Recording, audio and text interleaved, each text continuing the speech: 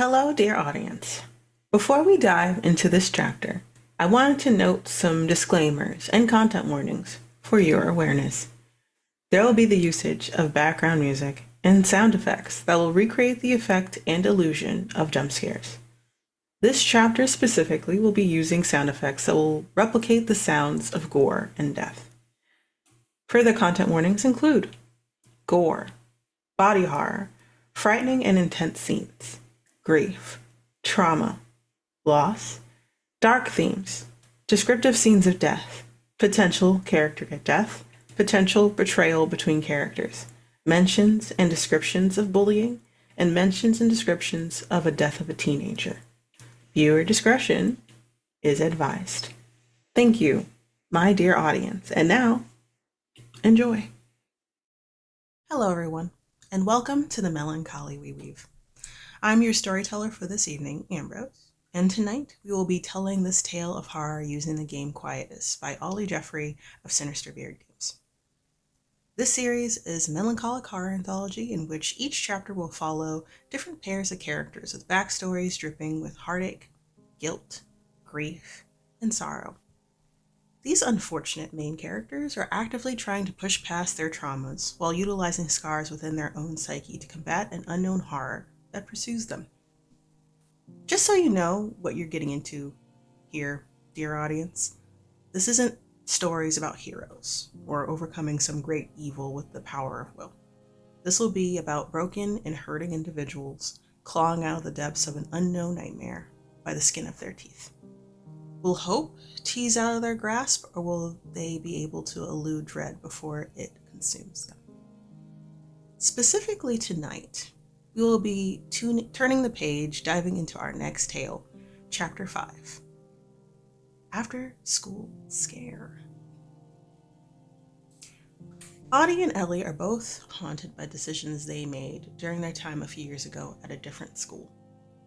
Or, more accurately, the lack of decisions they made. What happened to that kid back then wasn't their fault, but it didn't mean they weren't in some way, shape, or form responsible. They saw something, but they didn't say anything. Not loud enough, anyway.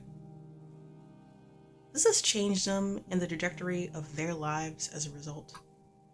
Now, though, they find themselves working at a different high school, Willows High, where the student body is more conscious of each other's needs, and the faculty seem to be more supportive in general. They didn't expect to be working around each other again. Their history's heavy in the air, but work still needs to be done. The school needs to be cleaned and papers need to be graded. But tonight, working late this evening, something is feeling a bit off. Oppressive, like something is lurking in the halls, waiting for the right moment to strike. But let's not get into too much of the nitty-gritty, shall we? Let's actually dive into our main characters at the table today, this wonderful night. Starting with you, Iris. Care to introduce who you are, your pronouns, your character and their pronouns, and a short sentence about your thoughts on Willows High, the place you currently work right now. Hello, my name is Iris Wyndham. My pronouns are she, they, and I will be playing Harper Elizabeth Crane, goes by Eli, pronouns he, they. And I mean, it's a much better fit. It feels more personable here. It feels like, I won't go as far as to say something corny, like it feels like we're family, but it does feel like if there was an issue and you said something, it might actually make a difference this time. Hi, I'm Jessie. My pronouns are she, they. I am playing Audie Monroe. Their pronouns are they, she. And Audie is the same as every other school they've worked at. There's nothing different. I go here, I clean up puke, I sweep the bathrooms, and I go home. There's always the feeling that Audie's being watched at this school. There's no more cameras or less than any other school they've worked at, but there's always just the feeling someone is right around the corner watching everything that she does. The only major difference It's not as impressive as the principal making sure that you're doing your job or anything like that. Who knows what it is, actually. Now, without further ado, let's continue.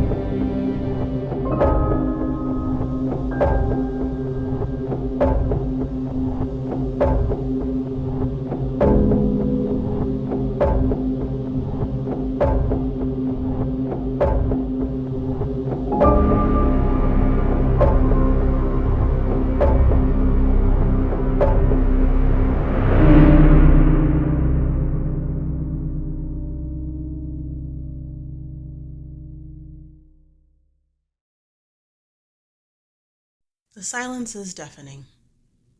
Aside from the large clock that resides in the main halls of Willow High, it ticks and ticks.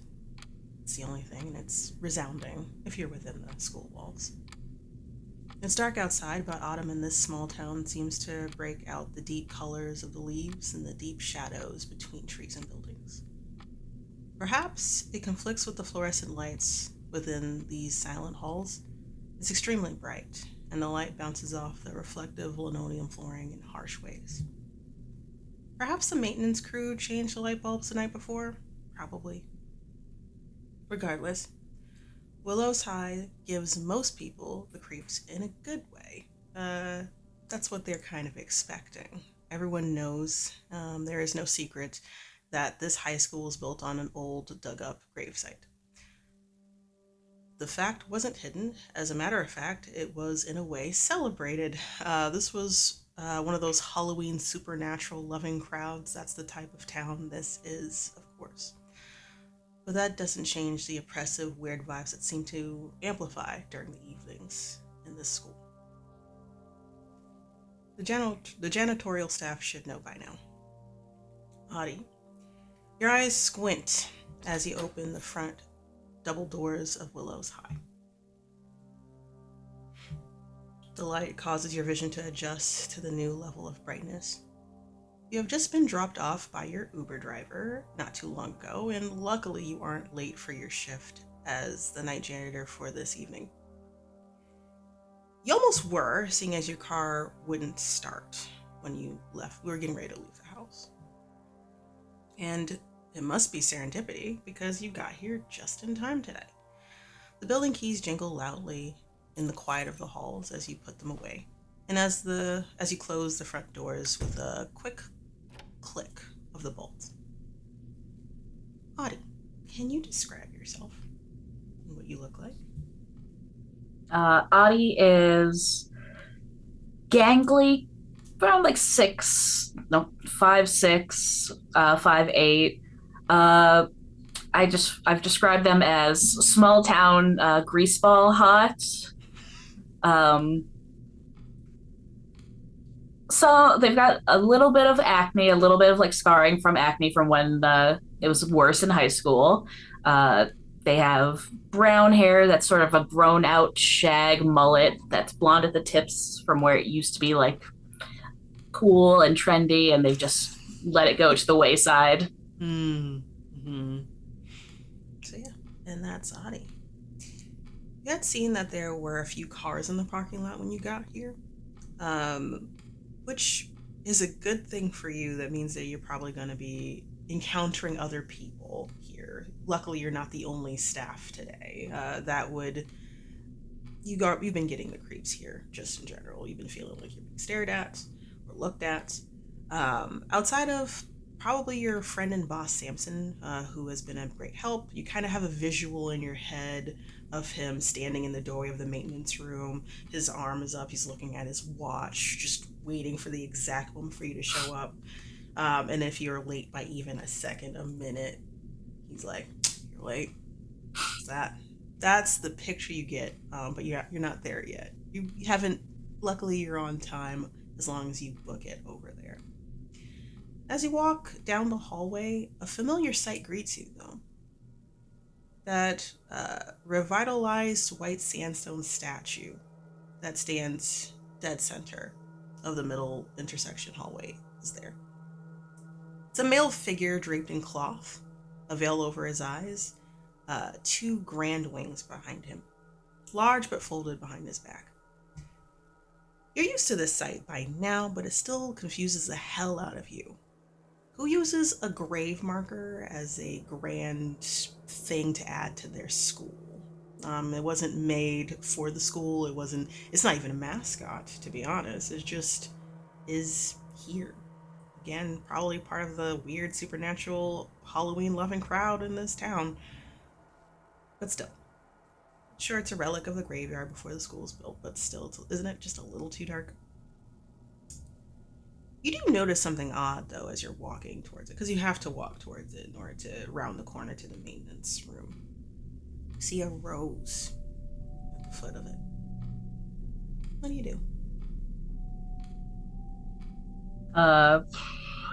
They, they kind of look around, see if there's any like other roses, or it's just the one that's there. The singular rose. That's all. Audie's gonna pick it up and take it because otherwise Samson's going to yell about leaving stuff around. Good. It looks fresh, like fresh cut, blooming like prettily, so it's like fully spread out. Thorns are cut off.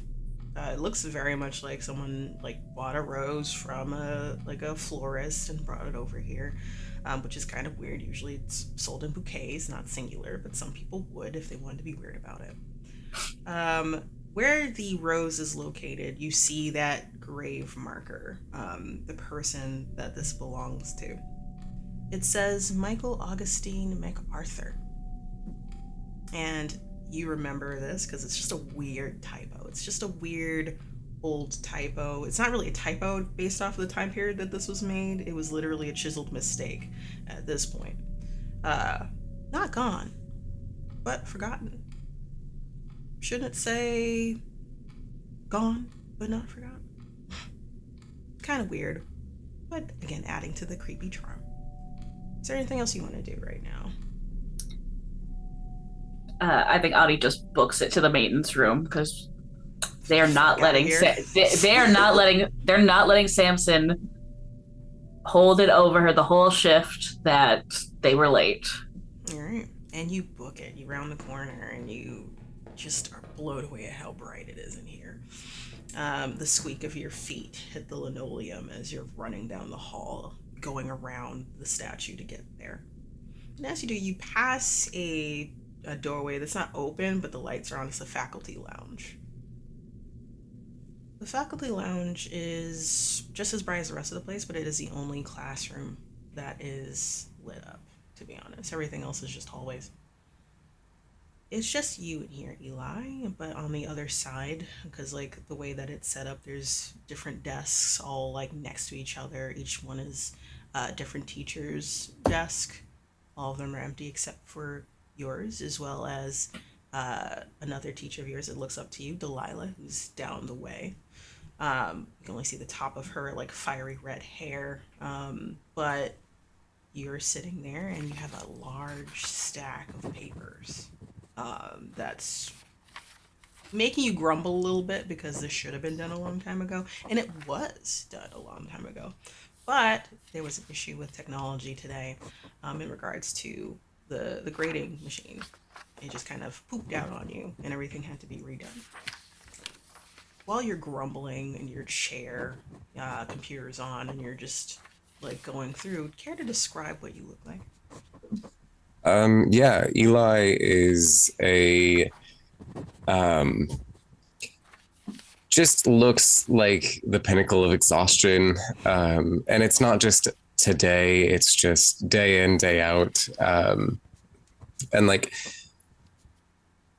maybe it could be mistaken as just like someone who's reserved or like someone who is like put together if it just like the clothes are a little too rumpled or like too many like creases and like they're not ironed. It's he's the type of person to show up and like put his full self forward, but just you can see it weighing him down. Poor Eli.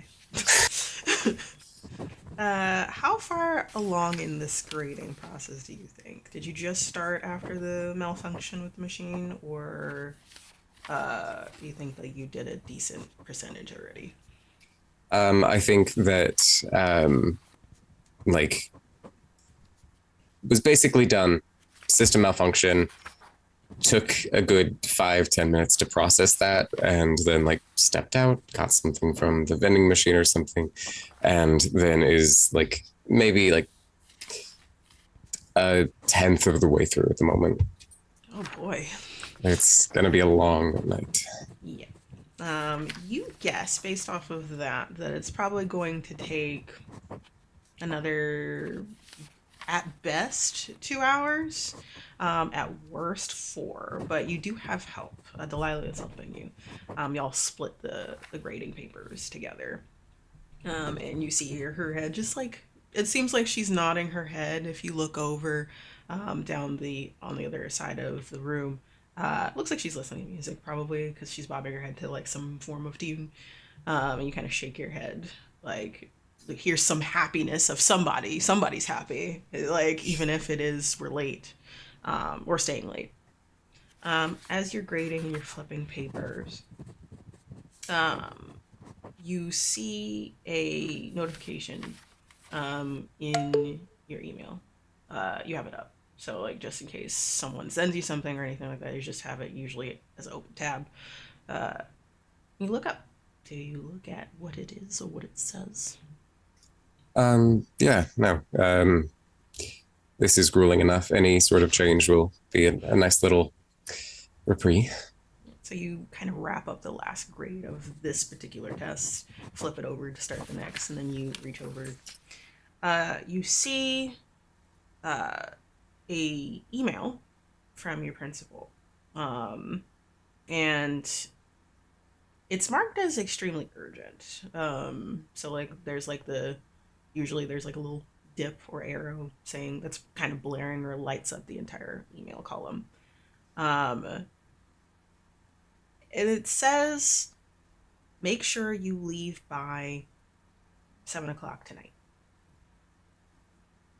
This is what the headline says. 7 p.m. No later than 7 p.m. out the doors. What time is it now? Like 6:50.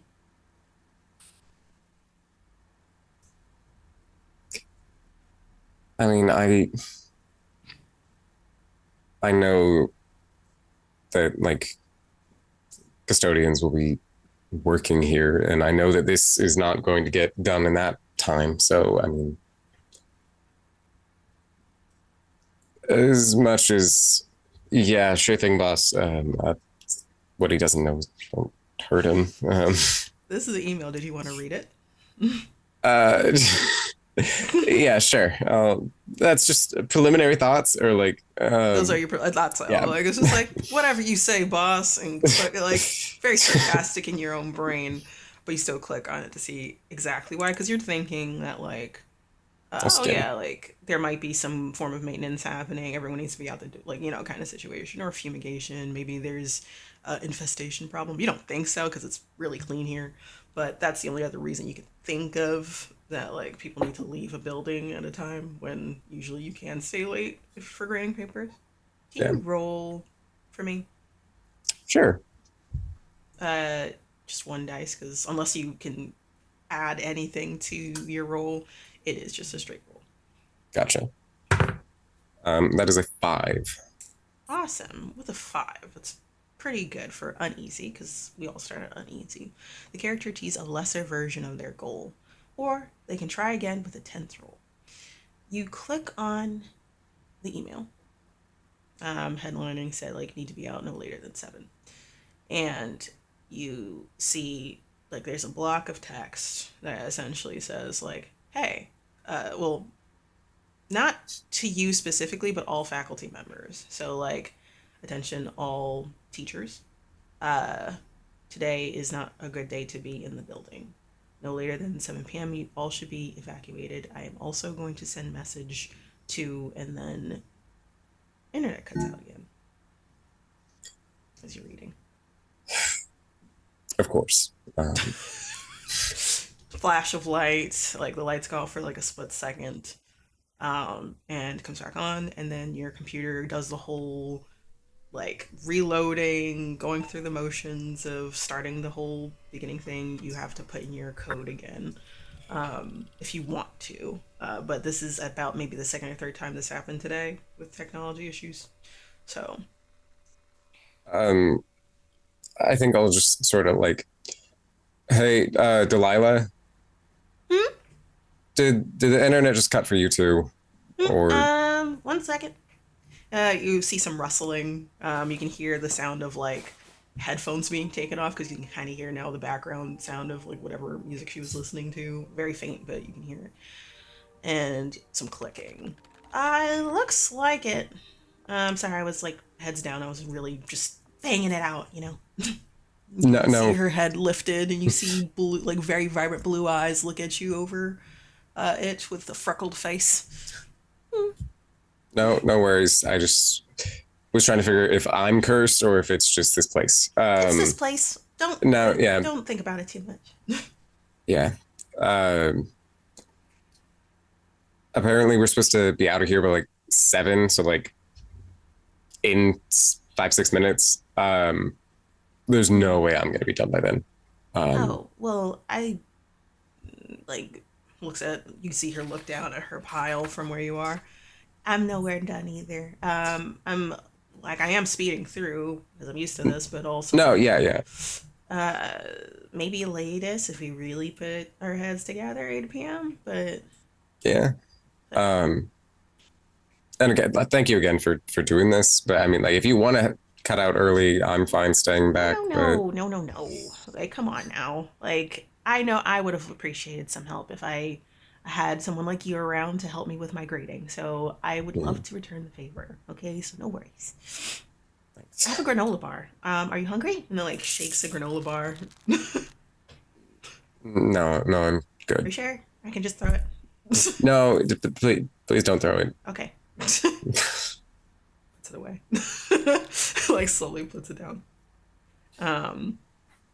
So kind of weird, but it's like technology issues happen. It is what it is. And if you were to believe the hype about this school being haunted, ooh, the ghost in it. Ooh. Nothing but like all the kids talk about it. So yeah, you keep grading there. We're gonna go to Audi. You finally slide into the doorway of the maintenance. And just that visual that you were expecting. You see this 40-something-year-old man with a handlebar mustache, if I remember correctly. Yep. Does not look like this is the type of guy that would be a janitor. Kind of getting a motorcycle vibe kind of guy.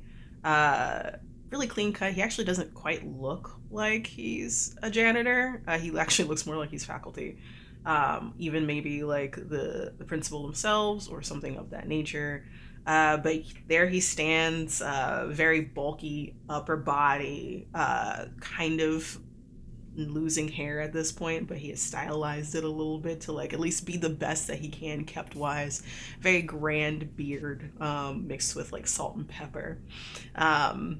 Really good at maintaining his beard and his mustache because of course if it's like curled he's putting a lot of effort in.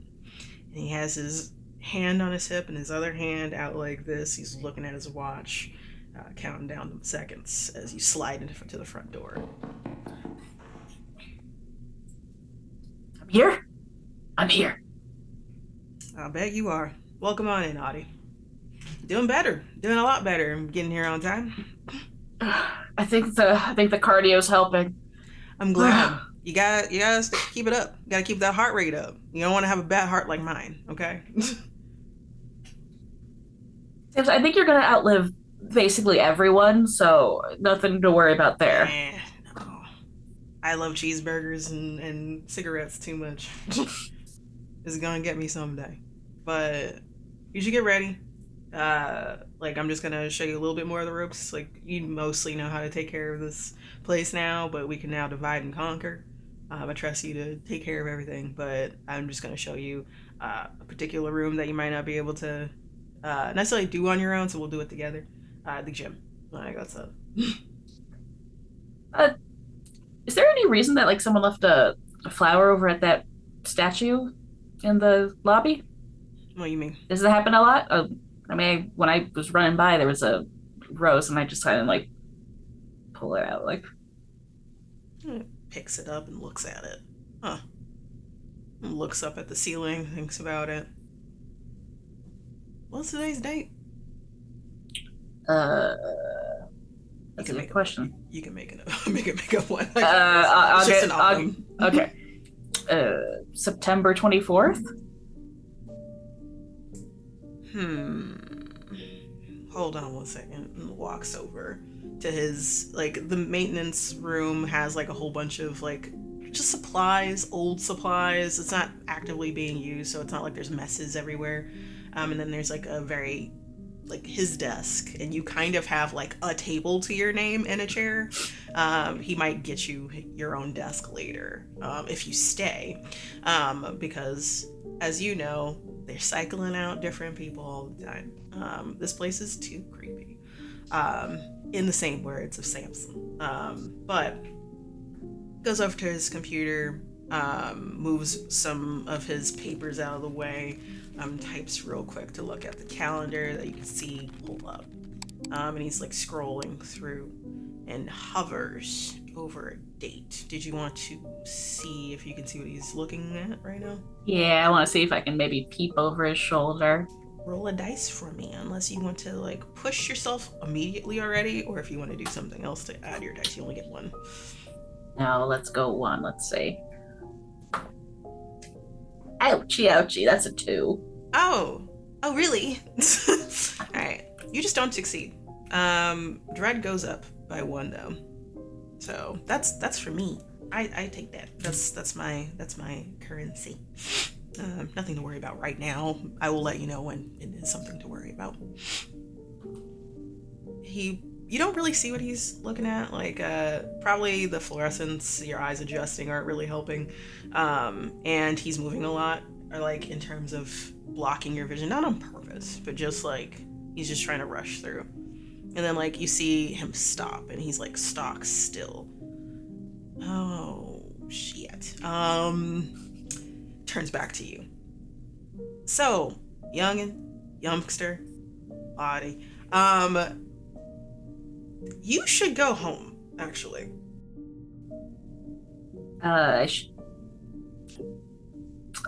Did I do something? No. Right. Nah. You were on time. You did everything you're supposed to. I just forgot that we have some very important maintenance to take care of today. I don't know why it slipped everyone's schedule, because usually the principal is on top of that, but yeah, you are free to go home. You get paid for the day too, just for your troubles. I mean, I'm already here. I also don't actually have a way home, and I kind of used the last of my cash for the Uber here. All right, fine. Give me a second. Let's go to the faculty lounge. There's probably some money somewhere that I can scrounge up, or I could call one for you and you pay me back later. It's no big trouble. And he rushes past you, expecting you to follow him. Yeah, I will. Can you roll again for me?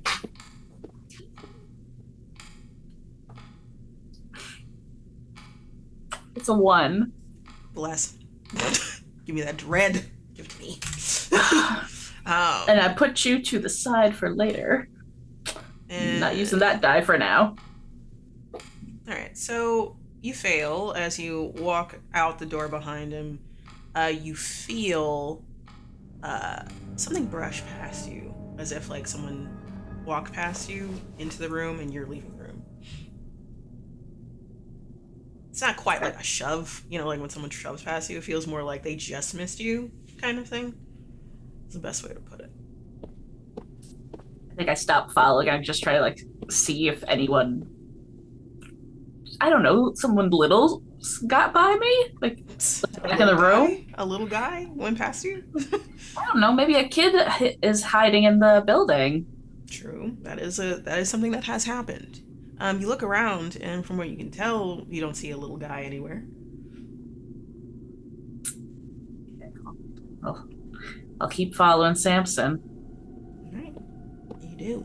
Keep walking, and Samson marches, chest puffed out, back straight, very military-esque vibes you're getting from this guy as he's like marching towards the faculty lounge, and goes to it, sees that the lights are on. He's like, "Oh hell, are there more people?" And like opens the door, and hey, Ellie, or Eli. I keep on saying Ellie. Eli, you kind of start open because you're facing the door pretty straightforward. Is the best way to put it. And you see Samson there. You're familiar with him, like a very senior janitor here. He looks a little frazzled.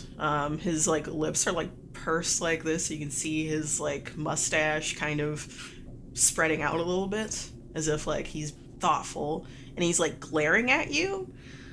You're not sure if he's mad at you or not, but you're getting that vibe of like frustration at the very least. And then like he turns from you to look at Delilah. Okay. Why are you two here? Because the Wi-Fi keeps cutting out, and I have a bunch of papers to grade.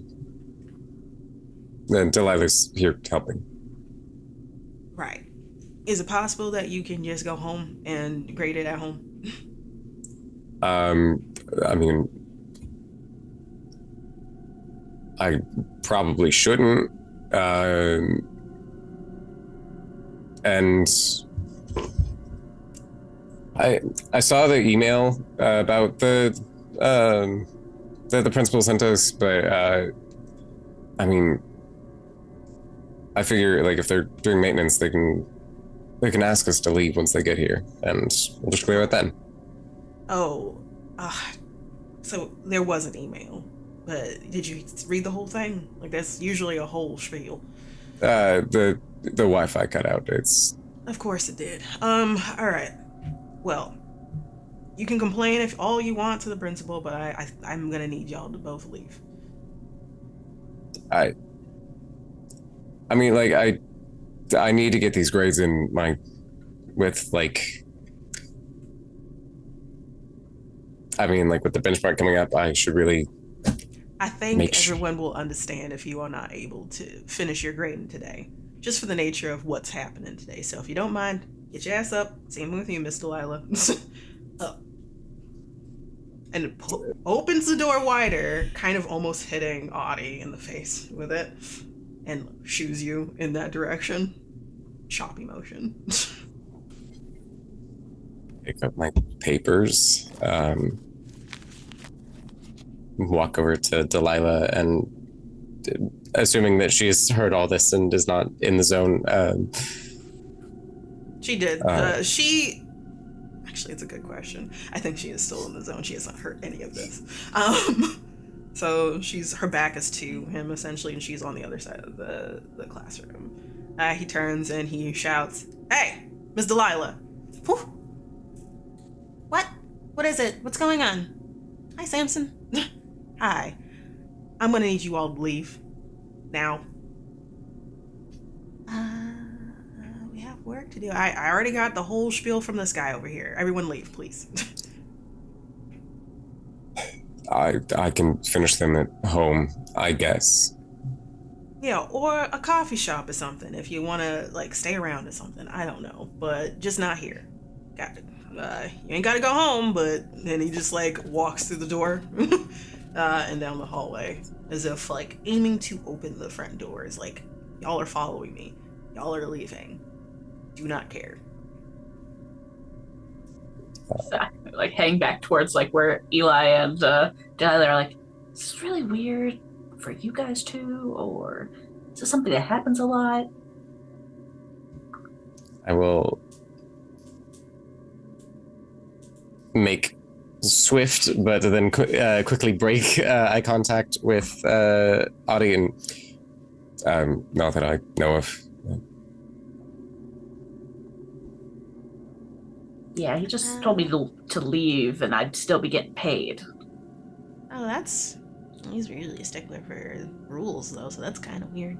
Delilah says, making sure the headphones are down.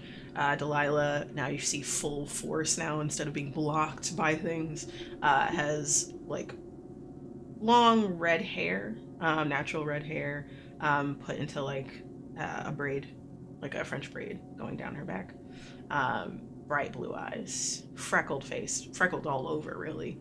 Very pale, and is wearing like big sweater vibe with like a crop top that's like tasteful, so like it's not like showing off everything, but like hey, and then she has like high-waisted jeans with boots, giving off very much the pumpkin spice latte vibe right now. And she kind of shuffles, gets the papers in one hand, and then gets her bag and slings it over her shoulder. The music is still playing in her headphones. I mean, but if he says that we have to go, like I usually respect Samson on that one. I don't know why if the principal sent an email already about us leaving at a certain time, maybe it is more serious than I thought. Don't see why they can't just, like, once maintenance arrives, they couldn't just ask us to leave then, but fine. Yeah. Is there anything y'all are doing before y'all actually actively following Samson out?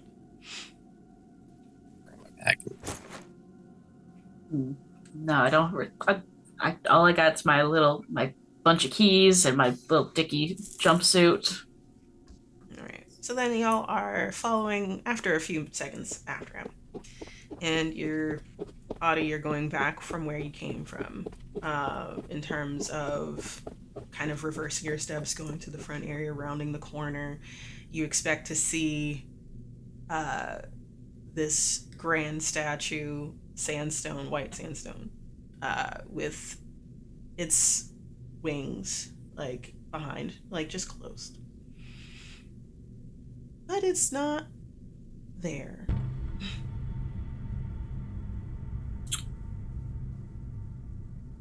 And Samson has stopped there as well, like kind of stopped in your like in his tracks. You don't quite bump into him because you see him as you're rounding the corner. It's not there anymore.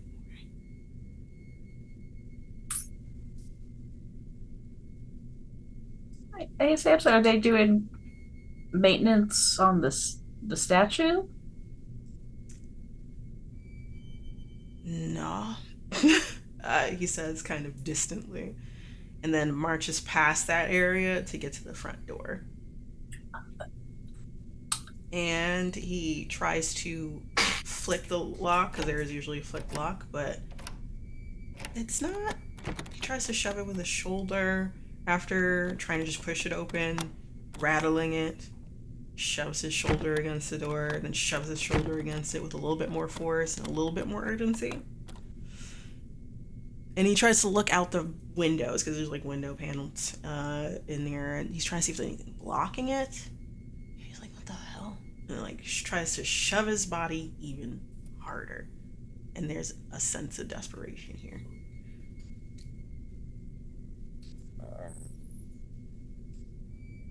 Is there like a back door we can leave through if it's... Yeah. Gotta go through the gym though, which I need to find the light switch for, but we could try that way. But we gotta kind of hurry, gotta hustle. If you catch my drift, and he tries to right himself. You're not really used to him being in a desperation kind of situation. You don't think you would ever think that he could have a face like this. He kind of shoves past you, not trying to be rude or anything, but just like your feelings don't really matter at the moment. None of your feelings really matter at the moment. And he goes down the hall, opposite end of the hall, towards where you know the gym is. What do you do? I'm just kind of lope after him. Feel like, are you okay? No, no, I'm not. No, I'm not, Adi. This isn't how it's supposed to go. Not today. No one was supposed to be here, and I don't know why principal didn't send any information. Like, it's not like this has happened like how many years in a row now?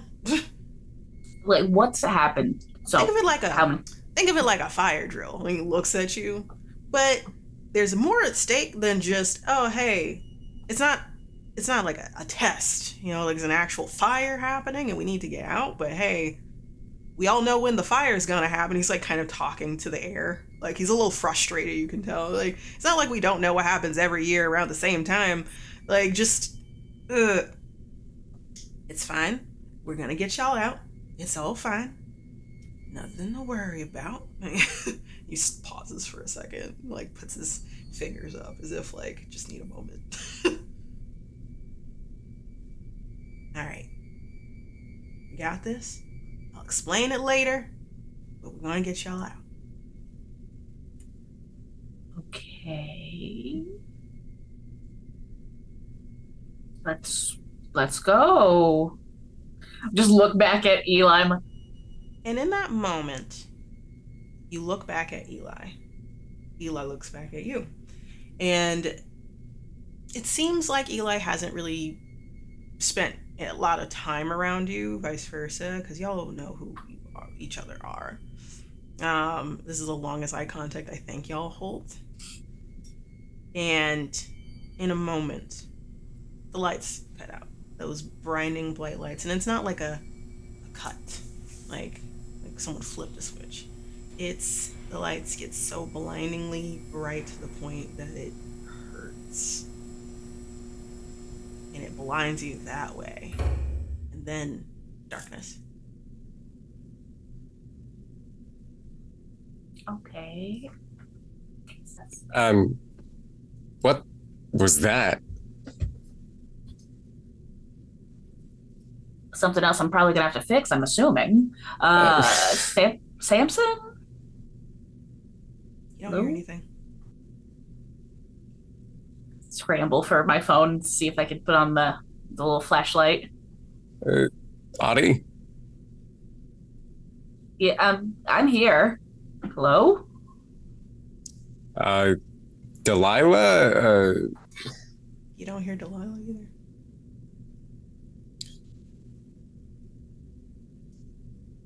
I'm just kind of like put like out my hand and try to like feel for Eli.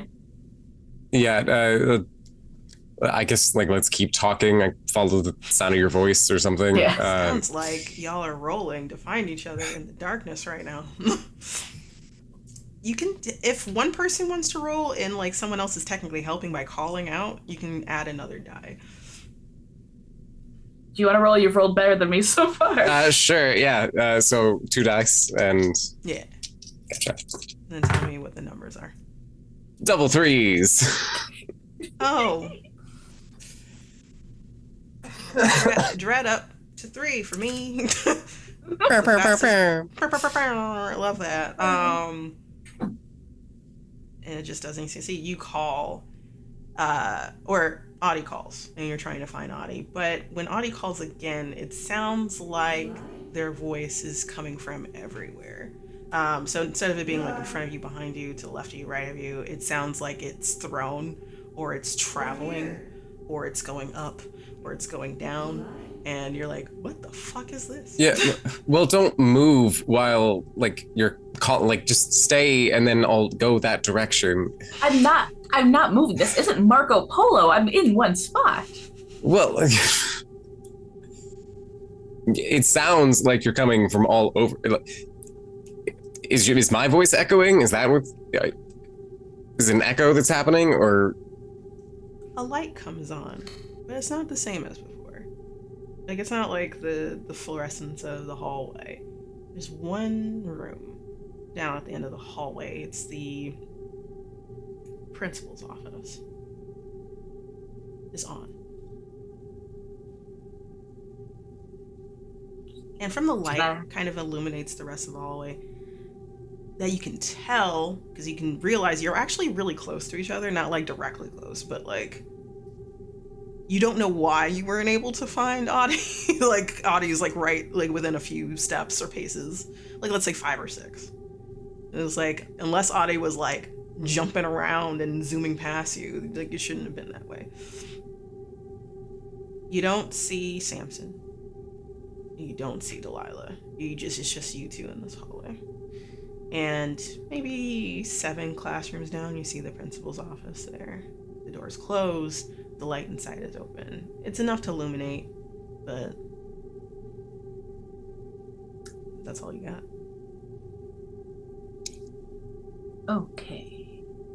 Don't like this. I mean, it feels like this is an electrical issue. And so, like, if the Wi-Fi's cutting and the electricity's messing up, like, this is like a swanky school. Like, I feel like that's something they could fix. This shouldn't be something that just happens every year. Like, yeah, I feel like it's not the Wi-Fi cutting out that's happening every year.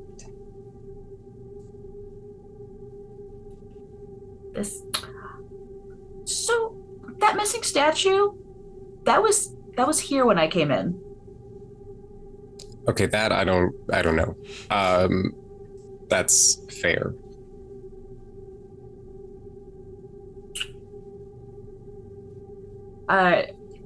Maybe they both went into the principal's office. Yeah, I mean, yeah. That's You're all. shuffling in the office. They're over there. They're definitely. It's definitely yeah, I over there. can hear them moving around. Yeah, let's. Why don't you go lead the charge, Eli, to the principal's office?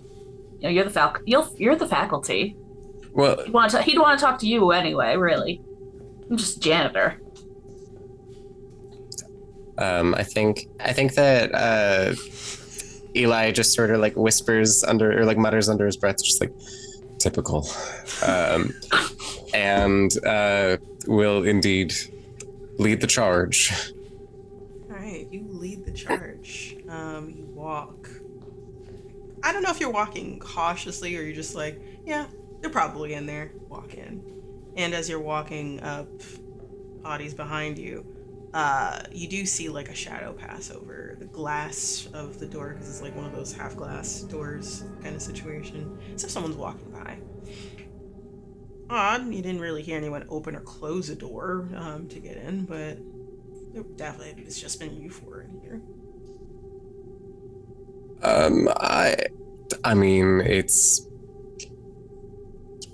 the statue missing is starting to set off some alarm bells, as if the rest isn't. But no, I think yes, cautious. Like not trying to like sneak, but I'm like slowly like inching over and not trying to make noise. Okay. Roll for me. Gotcha. I'm assuming you're open. Are you opening the door, or are you just approaching the door?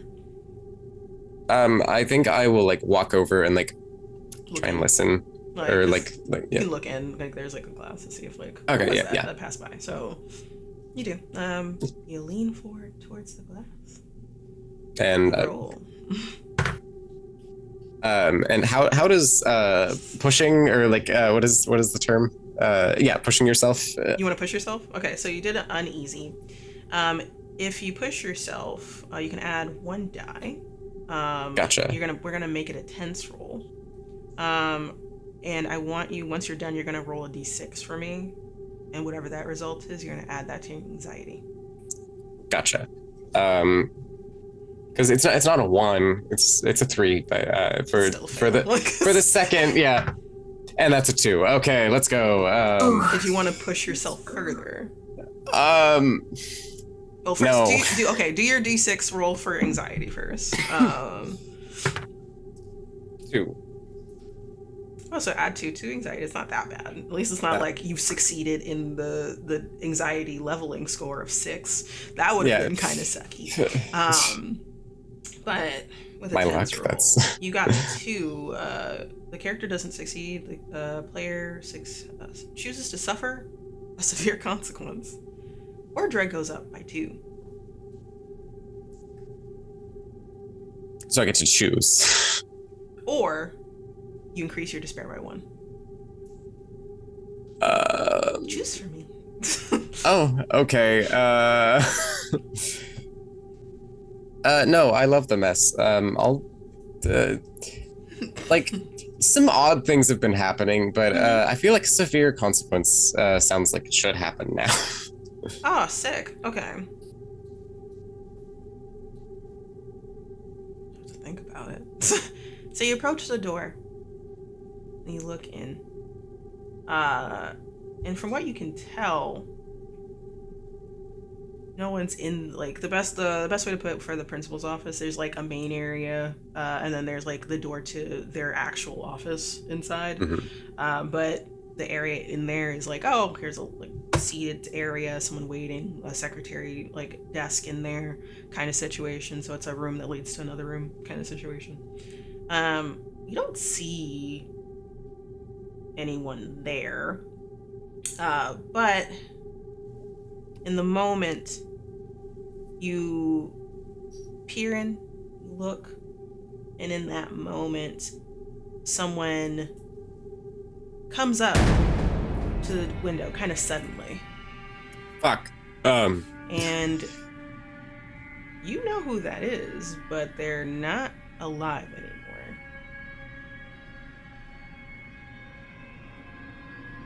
You can just see blood pooling from their mouth, out of their ears. Their eyes a different color. It's red, bloodshot. These look like they're trying to ask for help.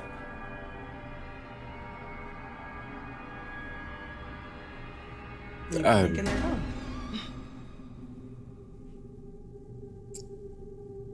home. I gotta help. I'll open the door. Oh. You open. There's no sign of that person standing there. No blood on the floor or anything like that. No scrapes, no shattered glass or anything like that. But you do see like the doorway to the principal's office is open. Audie, what are you up to right now? Did I see any of that through the glass, or Nope. just like behind Eli, just like trying to see around shoulder, like, do you see them? What's going on? No, it was... I thought I saw someone else.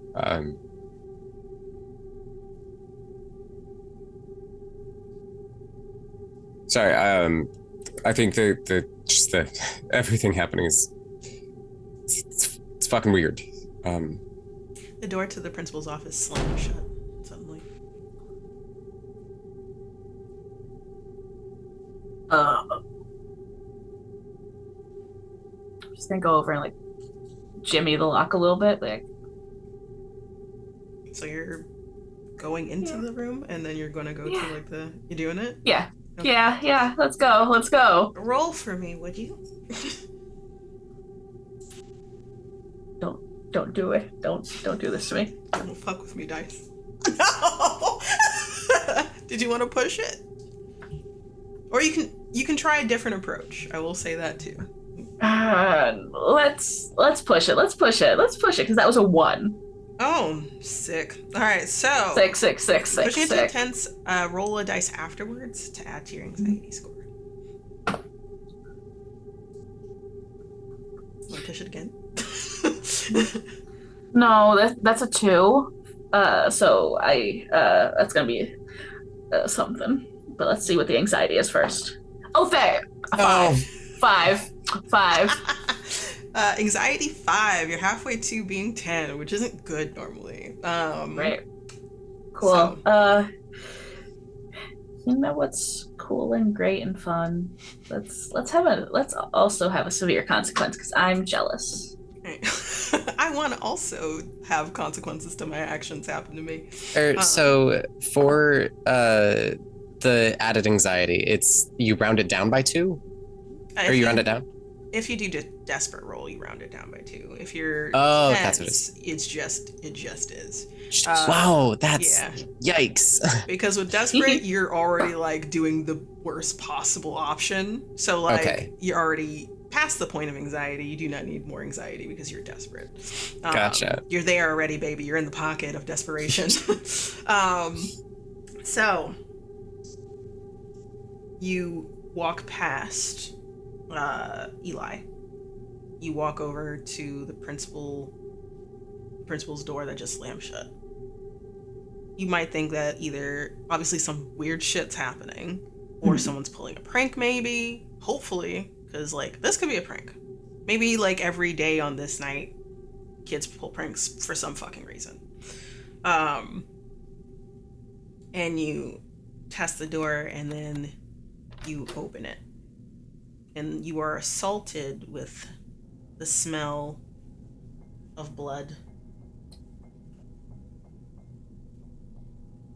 And you see over at the desk, which is in the center of the room where the principal is, you see said principal slouched over. And it looks like in one foul swoop, glass had just hit through a pane of glass is the best way to put it. Ran through it. Cut up the front part of their body, their face. But you can't really tell because they're face down against their computer. Their face is in the keyboard. That glowing light is from their computer screen being a blinding, glowing shade. You thought that the light was actually on, but like, no. Just starts going, fuck, under her breath. You feel hands on the back of your shoulders grip tightly. I think I kind of just like whip around, like, can you back up, Eli? Jesus. You don't see anybody there. Eli was like just watching you enter and then back up. I don't know if that was necessary. What? I'm gonna go into the office because I need to see if I can do first aid on the principal or see if they're alive. You gotta check. You gotta check. That is true. You walk over and you see them slouched and you see embeddings of glass into the front of them, their neck, their eyes, their body. It looks like they either, I don't know, like crashed through a windshield or like crashed through some form of glass is the best way to put it. But they're sitting. And shards of glass are around, but maybe not the exact culprit of it. You can see that you can see that their arms are broken. A leg is in the wrong direction. You're trying to figure out how they made it to this seated position.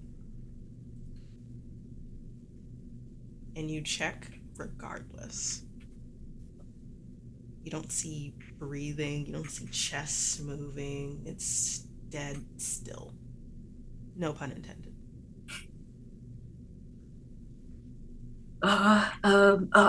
What? You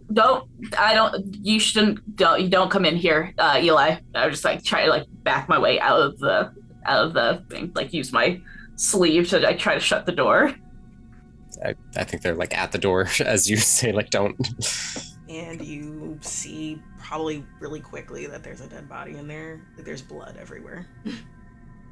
Oh my god. I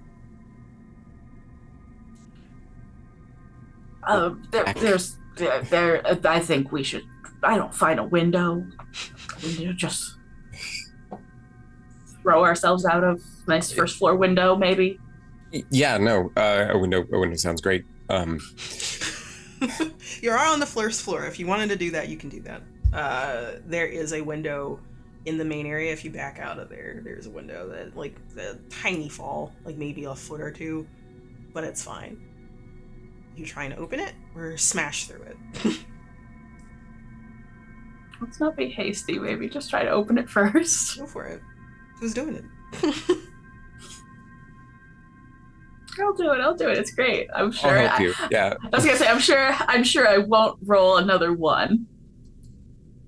Don't say that. You don't know. Well, it's not a 1. It's a 3. That's another dread for me. Actually, how are y'all feeling right now? Are y'all tense? Yes. Okay. So you got a 3 on a tense roll then. Oh no. And so was I able to help, or Did you want is it to? just what? Yeah, if able. Yeah. Roll another dice then. 6. Heck yeah! All right, character just succeeds. You get Eli. You get 1 added to your anxiety because you're helping. Gotcha. Just putting yourself in a situation of like, yeah. So let's say, how are you helping? How does this look? Are you going to the window, trying to jimmy it open, kind of situation? Yeah, so is it like slightly like raised or like? I would say it's a little raised, so it might be like you're helping Audi to get to the right height to get out of here, kind of situation. Yeah, like either like holding you or like on a chair and like you like holding you steady or something like that. Just since you passed, and I forgot to do this.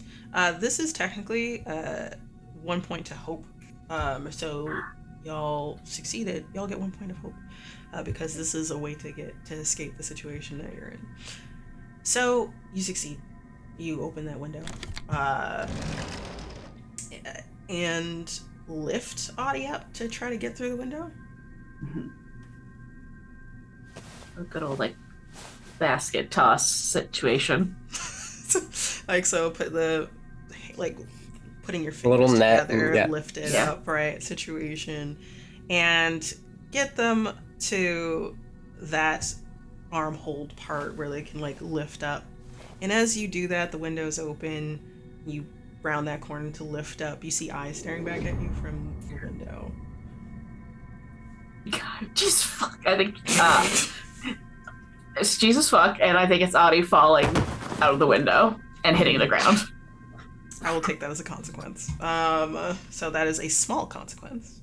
So I'm going to take my dread down to 1. And I would say that you might have hurt something. Let's say, like, might have twisted your ankle by doing this. If you want to take notes. Yes. Now, baby. Oh no.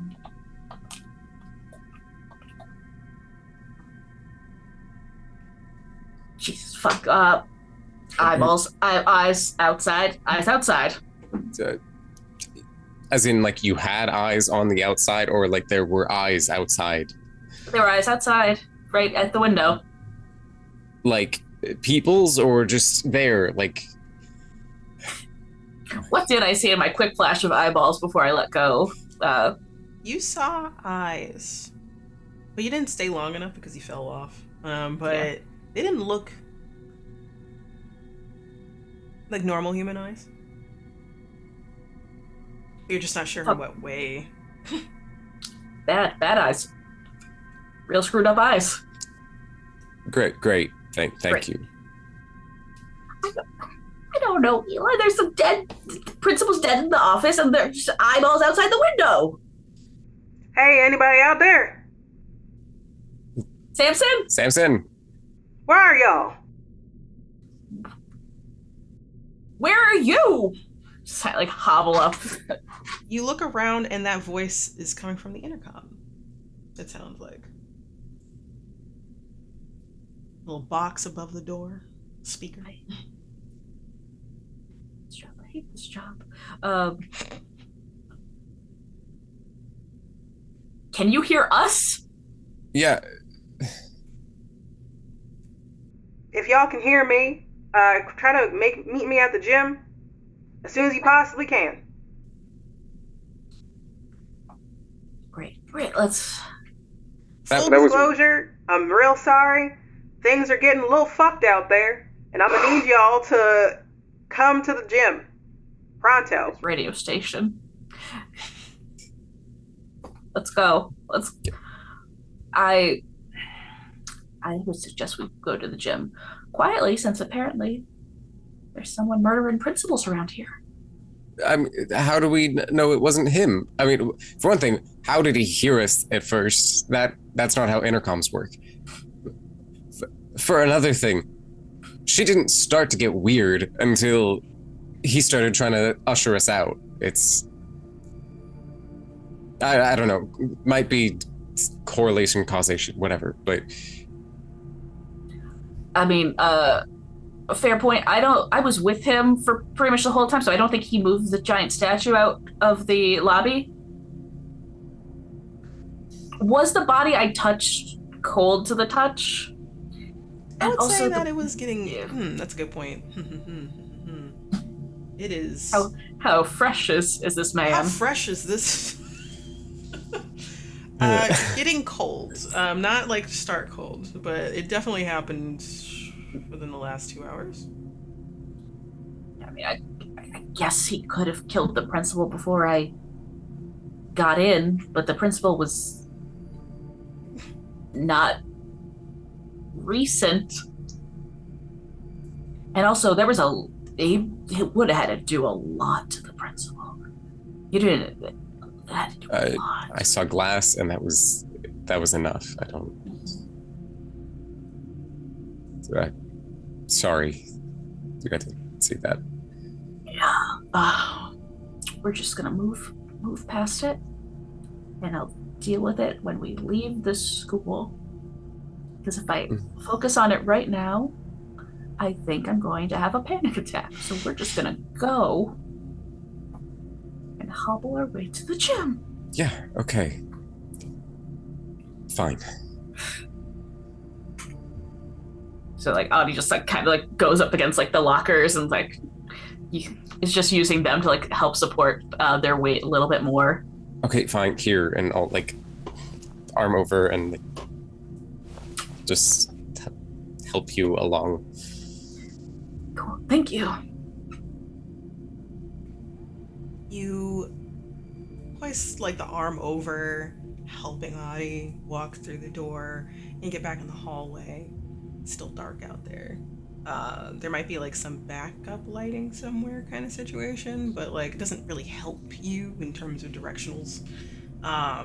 So the best thing you can think of doing is either trying to get to the gym by memory, or feeling your way through, or finding some form of light source. Well, there could be flashlights in the maintenance closet where we came from. Mm-hmm. You're pretty close to the maintenance closet, or like the maintenance room that you were in before, Audi. So if you want to, probably from memory, you can do this. So like, feel your way around, look for a light in there. You're gonna have to roll for me. Let's go. 4. You need to bless your dice. This is at a 10. So it's a pass, but let's say the character achieves a lesser version of their goal. Dread goes up by 1. The character can try again with the desperate roll if they want to. So I'm going to increase mine to 2. So you're feeling around on the like wall towards, like you're trying to like feel like there's like nameplates for each room next to like the walls kind of situation. You kind of remember what it feels like police looks like kind of situation or placement. And from the principal's office, you know, it's like 7 rooms down, perhaps 6 or 7. And you get to one of the rooms that you assume is like right next to it maybe, and you push against the door and it's actually open, and then your weight pushes against it and you fall in. And I think you're bringing Eli with you.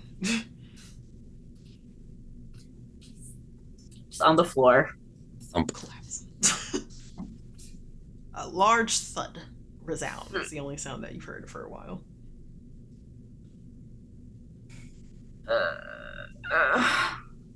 You okay? Yeah, I'm fine. Had better days, but yeah. Yeah, no, this is I wouldn't say a great one. Next to Eli. Help me.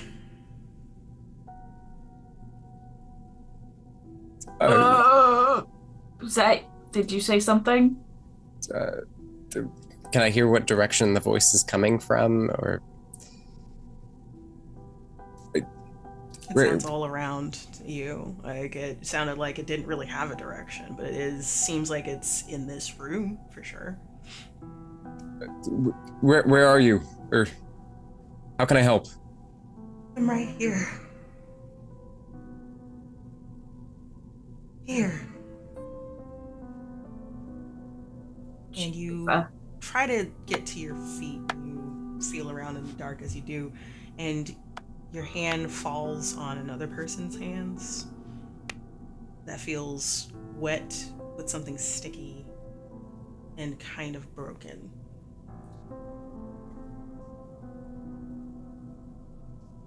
I think he screams. That's fair. That's valid.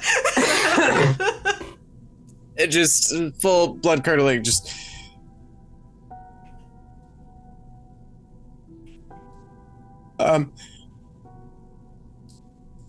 Let go of the hands.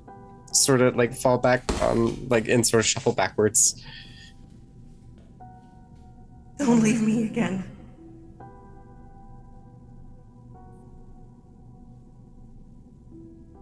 Are you gonna leave me again? No, I tried. You didn't try hard enough.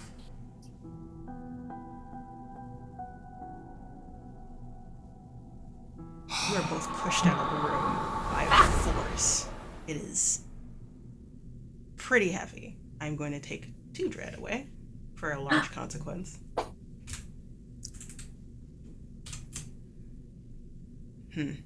Tumbling out of the room. There's tumbling out of this room. You hit the wall. That's how much force was pushed out of this room. Eli, your shoulder gets, you hear like a really loud noise, like a pop. Maybe like something got dislocated or got moved. And you feel probably bruising is going to happen, but you don't have time to check that out. And Audi, you also have like the same kind of thing happen, but definitely bruising to the ribs in this regard. I don't think heavy enough to like break a rib is what happened, but like that hurt. I hurt a lot. Fucked up arm.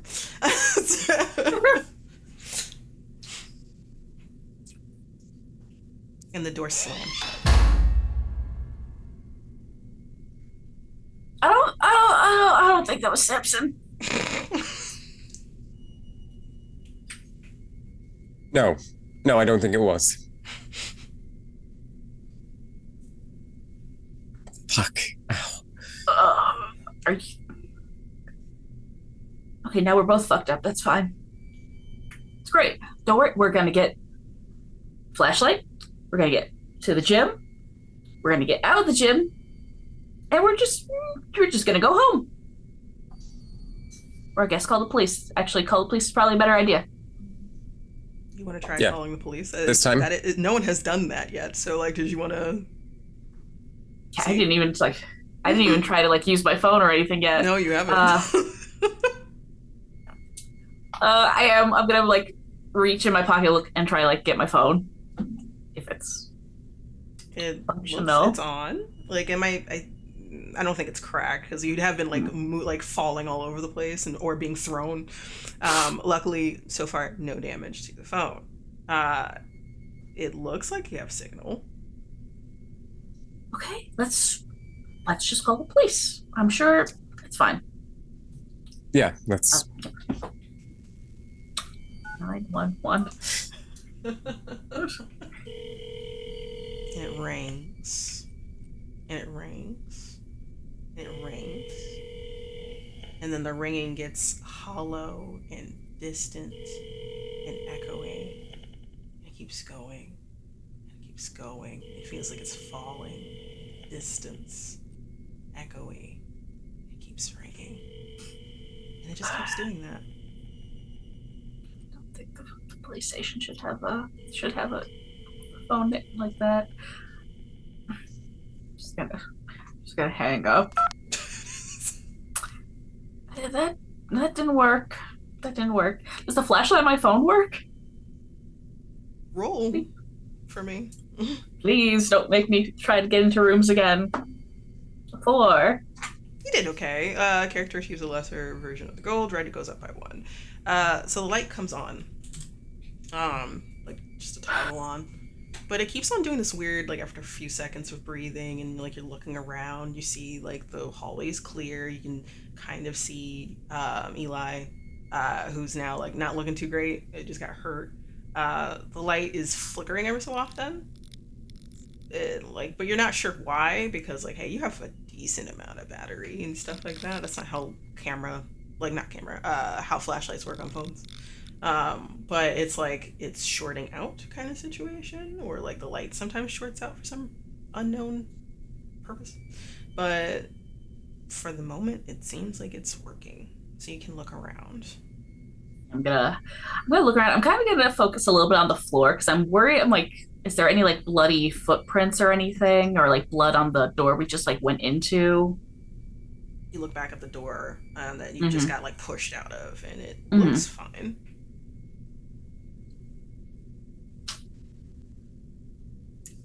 Okay, it's fine. It's fine. We're gonna go to the gym. I think that Eli will try and like just subtly like look at their own hands and see if there's any blood on them. No. Okay. We'll just like wipe them on his pants anyway. It's just a feeling, like the sensory is still there. Yes. So you're both like, okay, the Audi has the light. It's like, all right, I'm gonna get the fuck out of here. Yeah.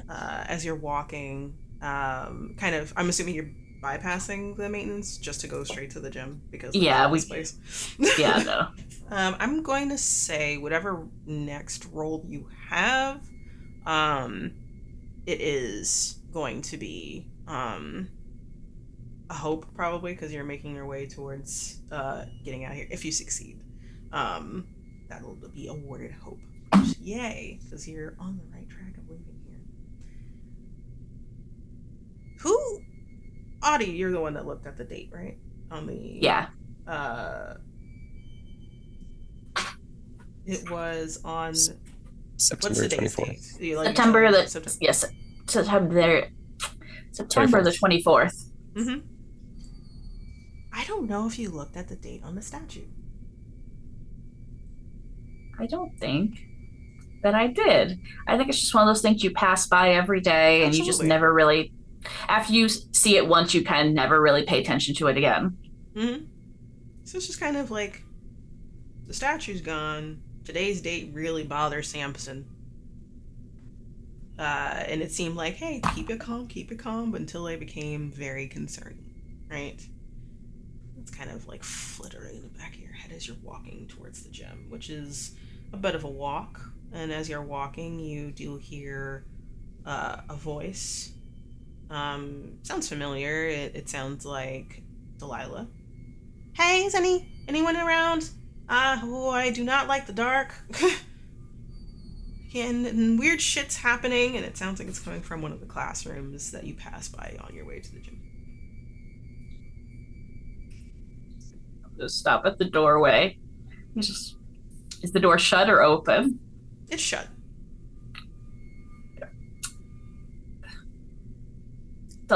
Miss Delilah? Oh, who is it? Is it Audie? It's Audie. There's another dead body behind the store. I'm going to scream. I just go to like open the door to like let the light in. You let the light in, and then another light meets you, like from the Yeah. phone, from behind, like it's a classroom, so like behind like the front desk of that classroom.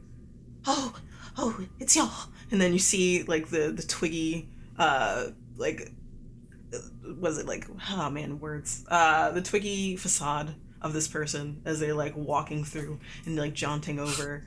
It's like, and as they get closer, you realize that it is indeed Delilah. She's Thank God. terrified. Oh, thank God. What the fuck is going on? Nothing good. Nothing good. There's an incident. There's an incident in the principal's office, and we need to go. What kind of incident in the principal's office besides the other incident that we're already dealing with right now? That's an answer for after we leave the school. Okay. Yeah. Are they okay? You know what? Never mind. I don't fucking want to know. like puts her bag over her shoulder again, like as she did earlier, like getting ready to leave. She tightens further. Like, okay, we're gonna get out of here to the gym, right? The front door is still not working. I don't know what's going on. And I'm not sure if the gym's gonna work either, if this weird shit's still happening, but okay. Window wasn't great either. Window wasn't great. Cool. So someone is pulling a fucked up prank on us right now. I don't think any of my students would do this. I don't think that it matters so much what is going on at this point, just so much as we keep trying to find a way out. We think we heard Samson over the intercom saying that he was in the gymnasium. What? What are you talking about? Can hear the loudspeaker. No loudspeaker. I fucking knew it. I called it immediately. I'm just saying. Called what? What? You think Samson's the one doing this? No. How do you think Samson made it so the intercom only worked where we were, not through the whole school? I don't know how that works. This school's not that high tech. No, we do need like a budget for that. That was what we're gonna talk about in the next faculty meeting. But so should we go to the gym if he wants y'all to go to the gym? If you think Samson is the one doing it? Well, I mean, I don't think we should, the three of us, split up and... Well, no. Hell no. I just was gonna, like, find a place and, like, hold up until the morning if this is how the shit's gonna go. I kept on seeing things. What did you say?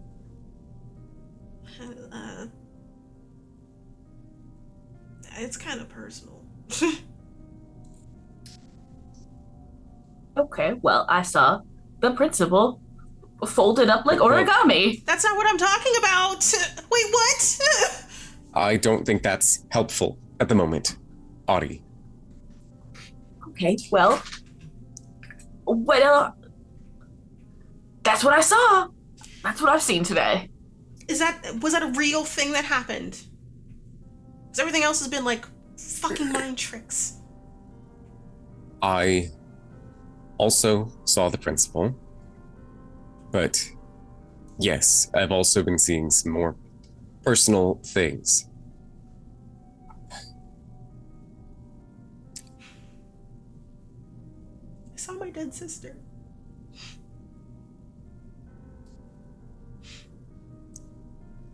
I knew it. I knew she hated me. No, it's whatever is going on, something or someone is trying to get to us. Well, it's fucked up. That's what I'll say. And if it's Yeah. Samson, I'm gonna ooh, and then like you see her tiny fist ball up and like as if she's gonna do something with them, but like you don't know Delilah like that, but you have a very distinct feeling that she wouldn't be able to hurt anybody with those tiny little fists. We can all collaborate on a very strongly worded letter to HR as soon as this is over. We need more than that. We need the fucking cops. No, we tried that also. Maybe it'll work when we leave, but... Okay. Whatever that means. So what? It just kept on ringing and ringing and ringing. Okay. So should we leave? Yeah. Let's go. I mean, also, if it is Samson, 3 people against 1 is going to be better odds than if he is doing something we hold up in separate classrooms and he finds us 1 by 1. You have no tact, Audie, at all. That doesn't help. She puts her head in her hands. I'm inclined to agree. Sure. Her hands shake. Lead the way.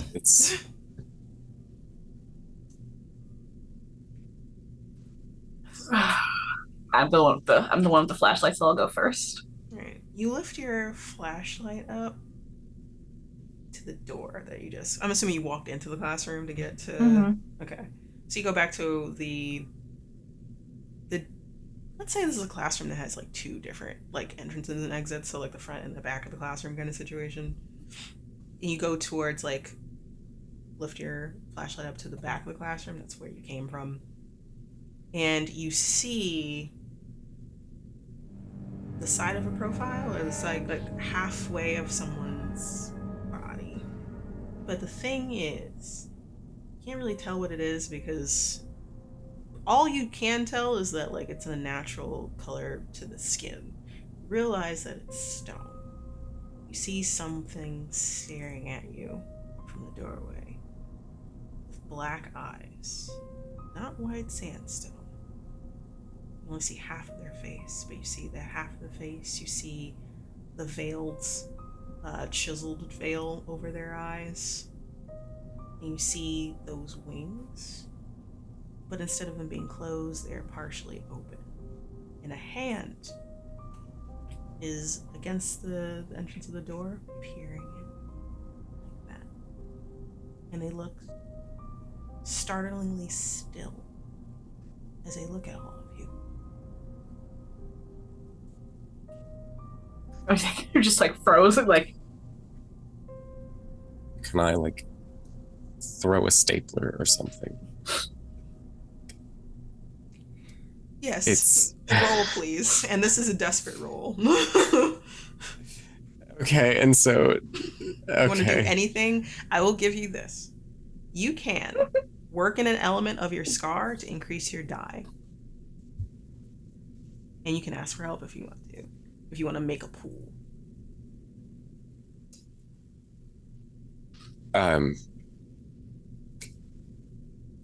I think that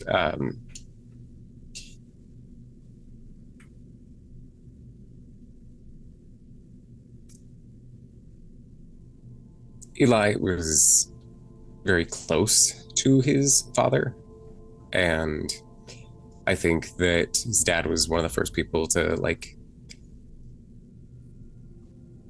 I think that like even before Eli realized who he was, like his dad was like, okay, something's up, or like along those lines, and not like nipped in the bud isn't the wrong term, but like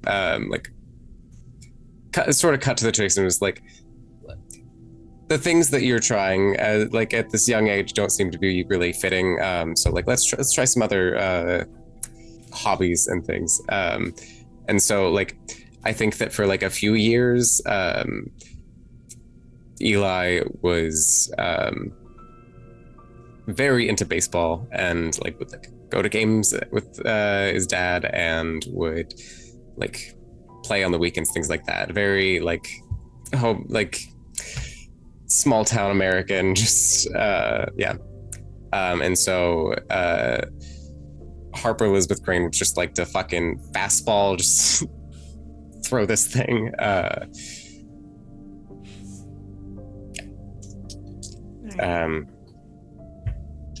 That sounds like a lovely memory, but why is it a scar for you? Because I think anytime Eli thinks of his father, who I think also died in a car accident, thinks of that night and thinks of Audi. And so... Thank you for that, and I'm sorry. That hurt me deep.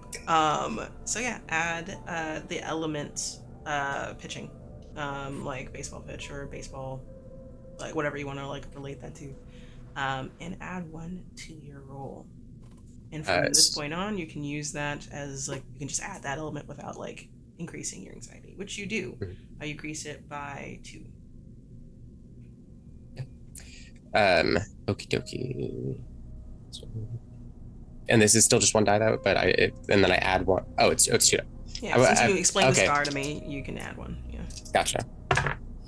That's a 1 and a 6. So. Oh, 6. So you get the 6. Whoa. 2 ends of the spectrum. That was a 10th roll. Been there. Succeed. You grab this stapler. It was like just automatic. You saw this thing, you stared at it, and you're like, this is really a thing. You all see this. It's not just Audi saw it in their flashlight or something. You all see this thing creeping around the corner. And then you grab a stapler, throw it, just pinpoint it right here, right where its nose is, right between the eyes. And there is like a... How hard are you throwing this, actually? This is a good question. Like full force, but also I just remembered my fucked up arm. And so I think that hurts a little worse afterwards, but... I'm gonna give that like for like maybe a little bit, like you might not be able to do it again, like pitch a while, because that hurt like a bitch. Yes, but I agree. But you're like, but I wasn't thinking about how much I was in pain. I was digging right back into like my time in baseball. And when you do a really good pitch, it's like at full force at usually like anywhere from 70 to 80 miles an hour. Sure. So a stapler at that speed can do some damage to someone at close range.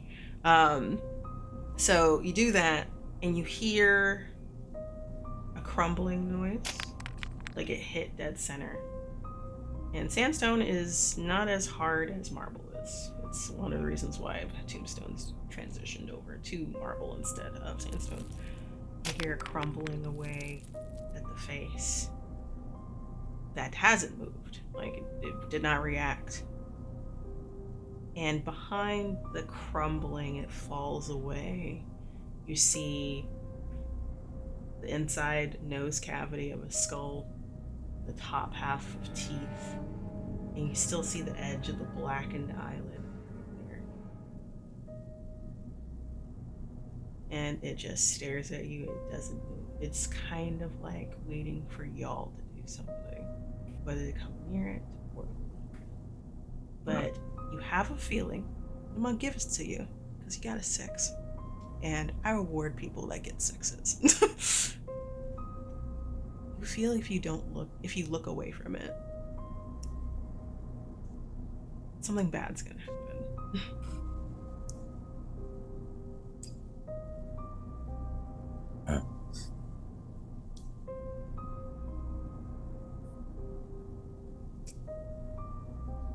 Let's just keep an eye on it and just back out the other side. Start backing up with the phone still out. All right, so then you're backing towards the front door, where this is the back door, right? So like, there's a bit of a distance here. I need you both to roll. And if you want to do something, and this is desperate roll, I'm just letting you know. If you want to accept help from a side character, if you want to work in an element of your scar, you can. Or And granted, I don't want you to do anyone to do this, by the way, but it is there. You can betray somebody, and that'll give you 2 dice. And this is the part where I just trip everyone and leave. I'm out. You don't have to be faster than the bear. You just have to be faster than the person That's your slowest friend. Yes. We can, like, one of us walk to the door, look at it, and then the other person, or like, yeah, like a one at a time. Okay. All right. Back it up. All right. You're rolling. Anyone working in a scar? Helping each other out. So if y'all are helping each other out, athletics in general, but for everybody, everyone roll like does that. I feel like we are helping each other, but Yes. I don't. Yeah. Okay. No scars adding here. I just added one and I'm feeling it. Feeling not too great. Yes. I can't think of a scar to help with walking backwards, so. That's totally fine though. Yeah. That's a 4 and a 5. Yeah. 4 and a 5. So like mixed success. Oh no. Okay, hold on. I don't like the oh no. Wait a second. I'm trying to remember. If someone's helping you and you're desperate and you get a 1 to 5, the side character is killed by the horror. So, fuck. So you can't push it further because you're in desperate. So that's been fun to learn. the character succeeds, but dread goes up by 2. And the player chooses to suffer severe consequence or raise their despair by 1. So, you want to suffer severe consequence? Or do you want your despair to go up by 1? Your despair is doing great. You're nowhere close to, like, dying. You know what? Since it's also going to be Delilah, I think I'm raising my despair by 1. I'm that makes sense. Same boat. So you're all backing out. And I would say you, Audi, since you have the flashlight, you're the one that's like keeping the eye the most, so that like eyes on the lights on this guy. And I would say Delilah's backing out first, and then Eli.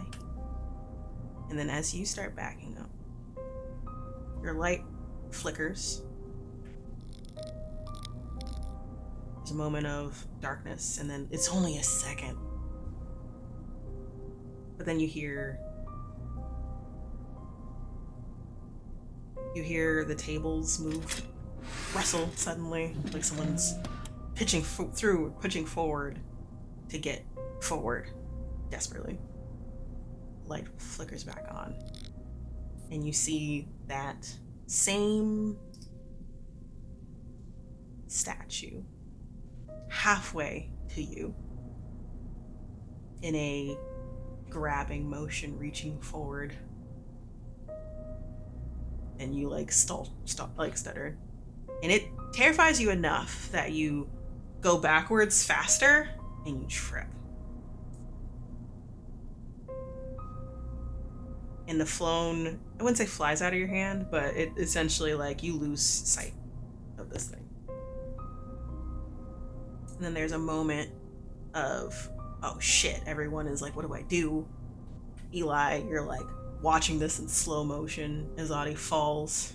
Delilah's the first one out, but the first one to come back in to help. You kind of think about doing the same thing in the last moment to help Audi, but you're hurt, so like you're not as fast. And as Delilah reaches for Audi, the light goes out. You hear a crunching of body parts. It sounds like something pitched really hard into a solid body. You hear a splatter sound. It's like somebody clotheslined someone really hard. And the light stays off. And we're going to take a break, everyone. So stay tuned. Don't go anywhere. we'll back to continue this R. Bye.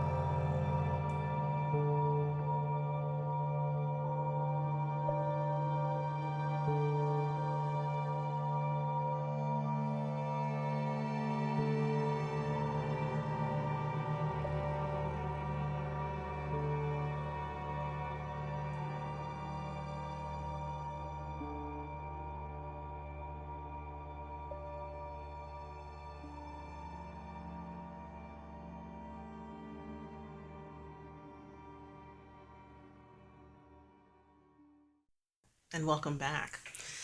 That was quite the cliffhanger, wasn't it? We just lost a side character. Unfortunately, Delilah, the sunshine character, is gone. Just we didn't roll well enough, and that's the way that happens, unfortunately. But yeah, so let us continue. It's dark. The light hasn't come back on your phone, Audie. But the silence is so deafening. Because that didn't sound good.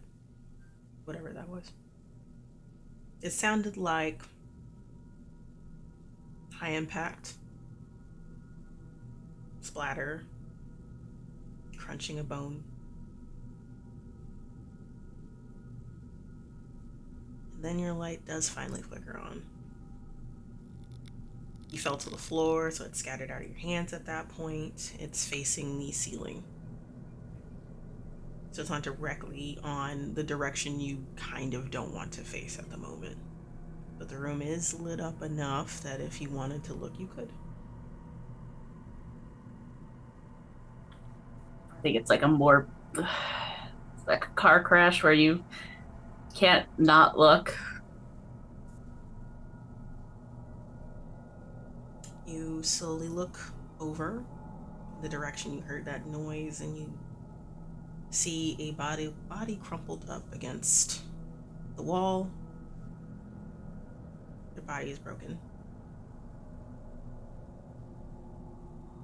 You see the vibrant red hair. Looks like she was thrown full force into that wall.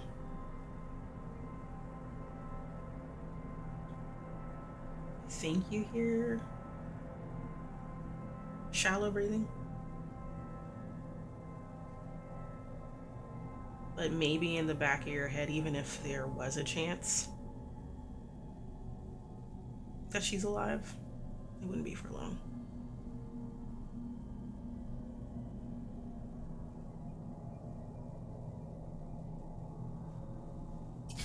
Yeah, try like scuttle crab walk almost to be able to grab my phone, like kind of crab walk my way out the door. Is that thing still in the room? You look around, you don't see it, but the door is smashed open. Oh, good and cool. I'm still scuttle crab walking over. I am not getting up to my full height at this point. Eli, what are you doing? I think you also fell to the floor in some way, or like you kind of collapsed somewhere. I'm trying to help in some way, but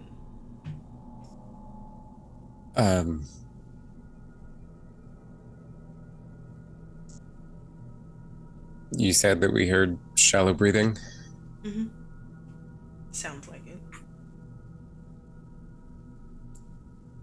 I gotta check just in case. Sounds about right for Eli.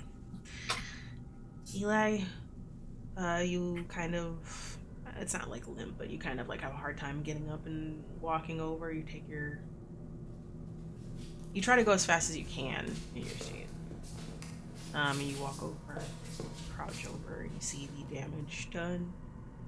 There is shallow breathing.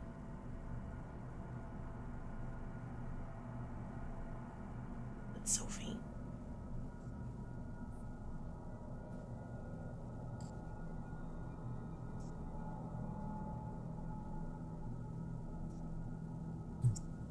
Delilah, it's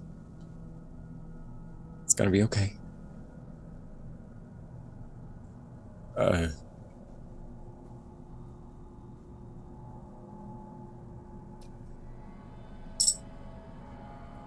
I'm sorry.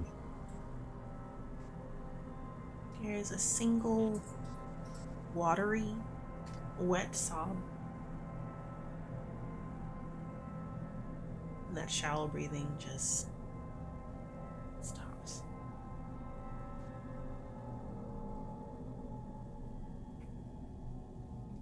As you settle with the reality that what just happened. This is the first time you've, like, I would say maybe watched someone die. Kind of, because you didn't exactly see what happened, but like you saw the before and the immediate after. And That's stirring feelings, definitely. And you're sat with that gravity, and then you hear interference of the intercom again. Like it's trying to turn on, but there's an issue happening. It's grabbing your attention at the very least. Shake, like bringing you back into the moment of the gravity of the situation you're in regards to like that happened to Delilah, to whatever that shit was.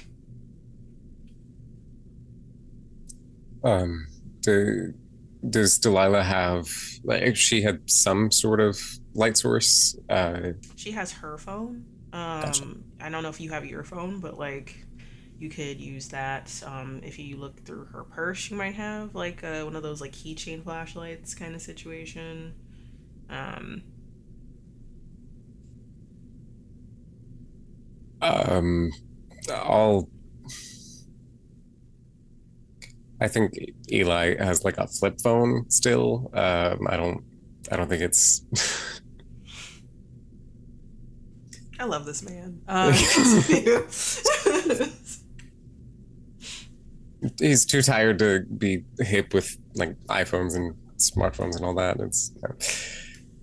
Um, I think I'll do a quick search through her purse. Try and find if there's like a keychain flashlight or like anything of use. I'm just gonna let you do it, like, cause there's a lull.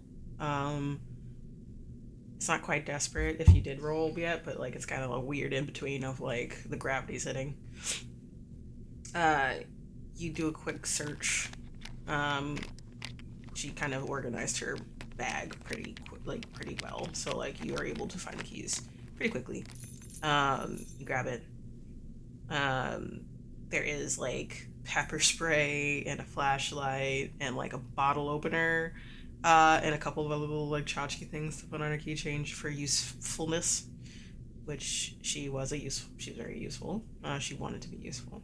Um, so sorry. So you grab it and you have a flashlight, and it's she was up at the time, so she has a rechargeable flashlight. I have one of those. It's really nice. You just plug it up, charge it up, and you're not sure how long she's charged it for. So like you'll see. But you have at least a functional flashlight, not just like a phone flashlight. Yeah, if I see immediately her phone, I'll take that too in case the Also, you flashlight have runs out. you were able to find the phone and the keys with her Gotcha. flashlight on it pretty easily. Yeah. All right. You stand. What is your next steps? Are you gonna try to go towards the gym? Do you think Samson is still someone to worry about, or what? I don't think Samson's the issue in this school, and I think we should get to the gym as fast as possible. All right. So with a flashlight and with a phone flashlight too, y'all can make your way to the hallway, and you can easily navigate towards the gym. Um, let's say it's on, like, it's one of those things where like it's like there's two hallways that meet at the center. That's where the statue was, and then there's another path behind that statue that goes down that hallway.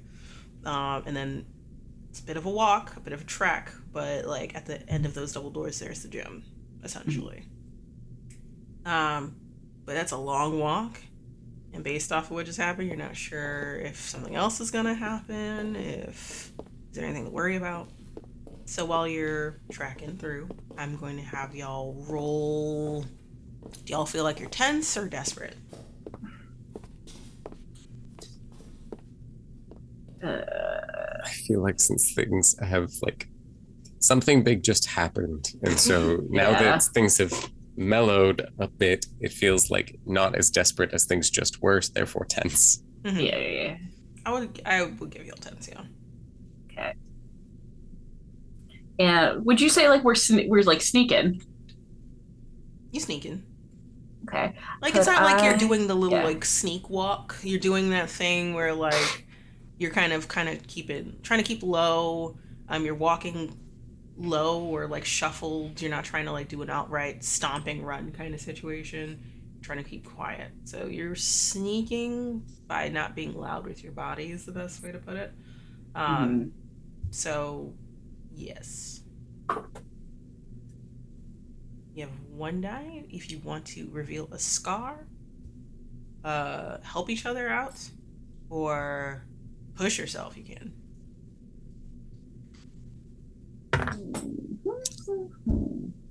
I think I'm going to push myself. Hmm. Fuck. No, that's a 2 and a 3. uh, Doofa doofa. and you push yourself to desperate. Um, yes. Okay. So roll a die, and we're gonna divide it by 2, whatever the result is, and that's gonna increase your anxiety to whatever that is. Gotcha. Jesus. What was it? I'm at 10. What? Oh. 5. Okay. It was. Well, hold on. I think that you just Okay. have to roll at desperate now. Going Yeah. Yeah. Just checking. Yeah, okay. That was just letting me know. Okay. So yeah, just you can no longer I think you didn't succeed, right? You got like a 3. The highest was a 3. Mhm. You do not succeed. Severe consequence. Increase your despair. Increase your despair by 1. So you're at 2. And dread goes up by 2. So that makes me 5. But what I'm going to immediately do is take it down to 1, and I'm going to increase despair for Audi to 2. Y'all are twinsies. Twinsies. You're matching the 2 despairs. Cool. Yeah. I think as you're walking Two through, crew. the 2 crew. As you're walking down this hall, the weight of what happened is setting in. Like another person that you could not help just died in a fantastical way. It's something that you can't explain. But you had told yourself that you would never let something like this happen again. Where you would let someone get hurt or die on your watch, and it literally just did. So you're walking and you're trying to be quiet and sneaky, but the pain in the back of your shoulder is killing you. The image of Delilah, how she ended up and what you know her to be like, very vibrant and light and full of life, and the opposite is creeping in. And you don't feel great. You feel sick to your stomach a little bit. And you're shaking as you get to the halfway, or not even the halfway, you're almost at the halfway point of that hallway. And then 4 doorways open around you. So like if there's 2 on each side kind of situation, just slam open. And you hear screeching of tires that go from the room in one, another room, shattering glass, another room, screaming, another room, laughter at someone else's pain.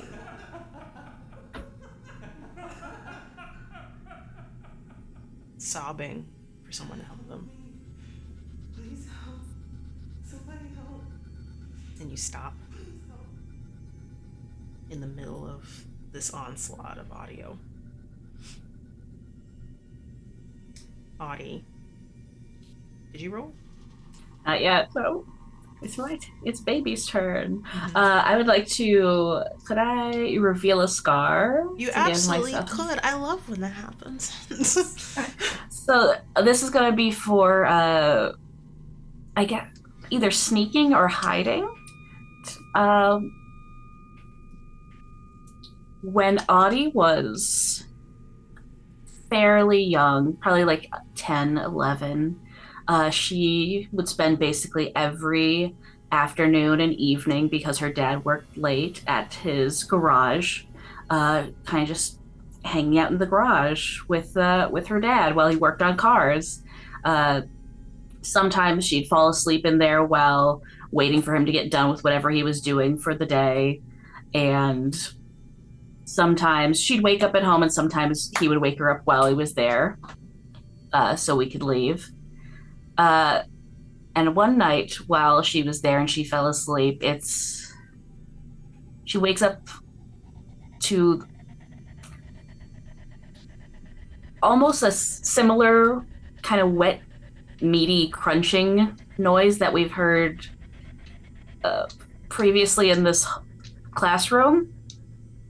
And she's able to creep out of the office of the garage quietly and stealthily to the doorway, and she can see a man standing over her father's form, holding a bloody wrench in his hand. Apparently, he had come to try to rob the garage, the cash box, and her father had tried to fight back, and it didn't work out as well for him. So she was very good at being very quiet and very sneaky so that the man didn't find her when he went through the office looking for the cash box. That's heavy. It's really heavy. Whew. So add 2 to your anxiety and add 1 to your dice pool. Yay. Getting up there. Almost twinsies again. 4. 4. This is a tense, I believe. So you've got a mixed success. Yeah. The character achieves a lesser version of their goal. Dread goes up by 1. The character can try again with this roll. That's fine. So you are being stealthy. You're kind of like walking side by side with Eli until you aren't. But you kind of don't notice because like you're more focused on I need to get out of here. But maybe 2 classrooms away, like 2 doors past, you realize that Eli is not next to you. So you're a little past the halfway point, you turn around and you see that they're frozen. Probably in their own thoughts. You don't hear anything. You do notice that the classroom doors are open though, which you did not hear slam open. I like creep my way back to Eli. Come on. What are you doing?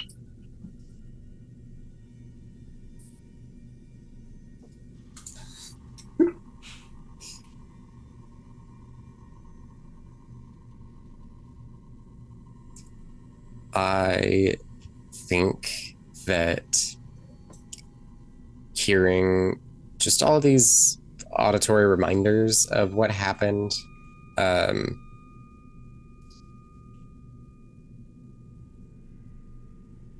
then immediately Audie like coming up to like, come on, let's fucking go. I think that Eli is just going to like wheel around and just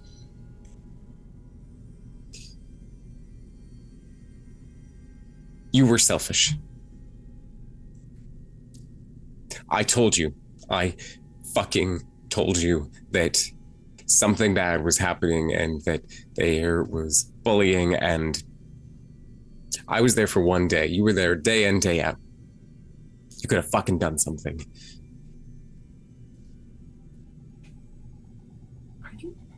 Are you fucking kidding me right now, Eli? And I think he'll like point to the door that the laughter is coming out of, and like, they're laughing at his pain. They're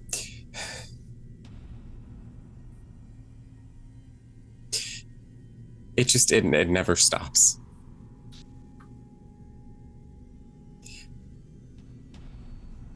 Yeah, sure. I'll go first. I'll head on into whatever the fuck is happening today so that you can sit back and watch and see if you want to get involved, finally.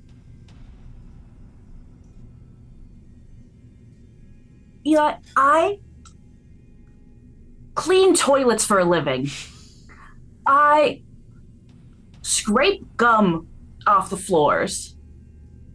I'm not here to watch people's children or get involved in their social lives.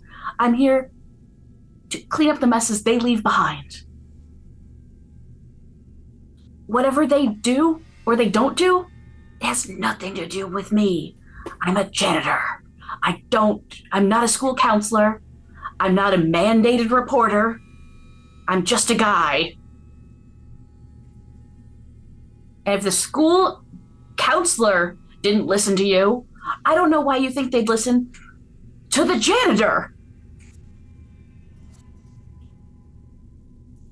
Just one more voice, maybe one more voice could have made a difference.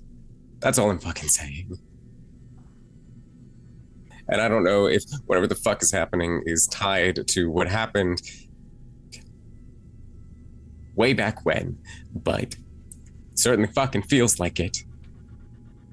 It certainly feels like all of this is happening because we are here and because we didn't fucking do anything. I don't think you're that important, Eli. I don't think either of us are that important. Samson said that this happened. Apparently this happens every year. We're just here on a bad day. Well, he also said that the Wi-Fi wasn't usually a part of it, right? Maybe the reason that we didn't get the memo is because it wanted this to happen to us. Delilah said that it was taunting her with her sister's death or whatever. Maybe she saw something similar. Maybe this is something that we deserved. I don't know. We could have stepped up. We could have been there. And I tried. I really fucking tried. And I continue to fucking try. And I'm not saying you have to be a mandated reporter or a fucking guidance counselor, but I'm saying maybe if you would have said one more tip to the fucking faculty. I was there for 2 classes. That's it. And I could immediately see that something was fucking wrong.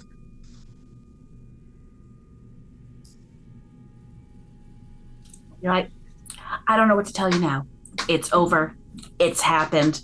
I can't bring a death. Over.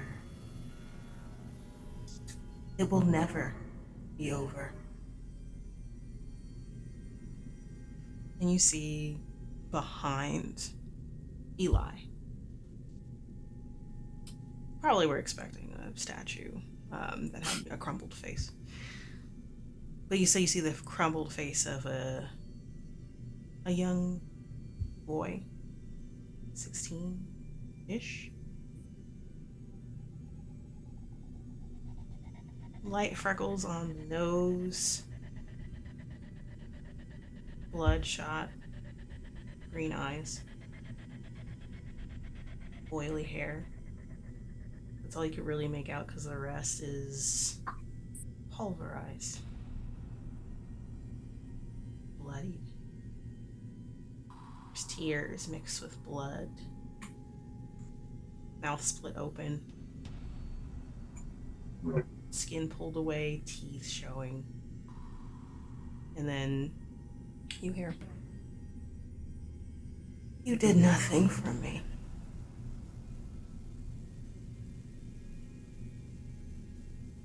You cleaned my shit, but you cleaned my tears too."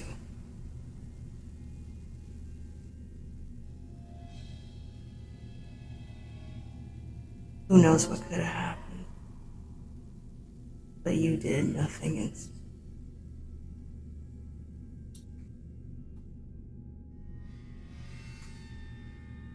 And they kind of shrink back behind Eli. I'm just gonna go to grab Eli's wrist and just like try to bolt. Do you let it happen? The bolting. Yeah, I think that he's too caught up in just everything in his head and this outburst that he just exhibited, and so yeah. Okay, so grab, go. I would say Audi, because you're helping. I'll just give you a dice for this. I'm just gonna be nice about this. I'll give you an extra dice plus a normal dice, unless you can come with something else, like another scar or push it. Because this is desperate actually. Now that I'm thinking about it, because you're like suddenly pushing it. Yeah. So sorry. No, it's fine. It's good. This definitely is desperate. This is not tense. No, I can't think of a right now. That's all right. My brain is like, no, run. So it's 2 dice. Let's go. That's a 3. Ooh, this is desperate. Okay. My despair goes up by 1. Mm-hmm. And I get a severe consequence. So you grab Eli and you try to make a run for it. But then you feel another hand wrap tightly around your wrists instead. And it feels cold and broken and bloody, slick with what you assume blood. You smell that metallic smell of blood, and you feel it in your mouth now, as if like you feel it. You can feel your body hurting, as if you felt what it was like to have your body crushed on impact in a car accident. And you fall forward, and you tumble, and you feel that pain shoot through you, and it's excruciating. And then you see 2 doors on either side of you, this hallway. You're getting closer to the gym. But it slowly opens, and you hear that shattering, bone meaty sound. Thunk, thunk, thunk of metal hitting face over and over and over and over and over. And it echoes and it echoes, and it just sounds like it's not stopping. It stopped before. It definitely stopped, but it just won't stop. And the visual in your head is just beating it into your memory of how messed up your father's face would look if it just kept going and going and going, and it won't stop. What do you do?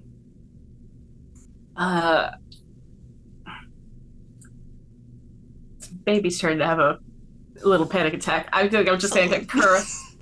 It's gonna kind of like curl up into a ball, like hands over ears. And I think Eli, like at you being like thrown to the ground by either yourself or something else, who knows, is just gonna like sort of like pick you up like under, or like not like fully pick you up, lift you up, but like just like hands like under the arms and just like start dragging you back towards the just keep going. So you're like dragging Audi towards the like, no, we're gonna keep going even if this is pain kind of situation. Yeah. If you're supporting most of the weight, I need you to roll to see. Has any of you succeeded technically? I don't think any of you has actually succeeded yet in this. We succeeded one, not in this travel. We succeeded once so far. So I'm gonna count that one as like an increase of hope, because you're at the 50% mark of getting down this goddamn hallway. You rolling again? Like it's you, Eli. Yeah. So like roll. Yeah. You're not getting any help, and this is already desperate. Yeah. Did you want to use an element? I know it says pitching, but you did describe being a player in baseball, so running to like really fast like jogging, or not jogging, running to plate, diamond to diamond. That might be something that you can utilize here too. Yeah. Okay. So that would be 2 dice. Gotcha. That is a 4. I need y'all to bless your fucking dice. Like No, yeah, these are my best dice. They have always been so kind to me.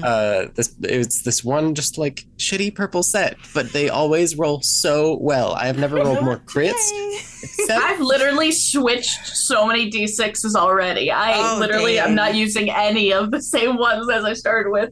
I should have grabbed the Whimsy World dice. Honestly, they always are good for me. Those always work.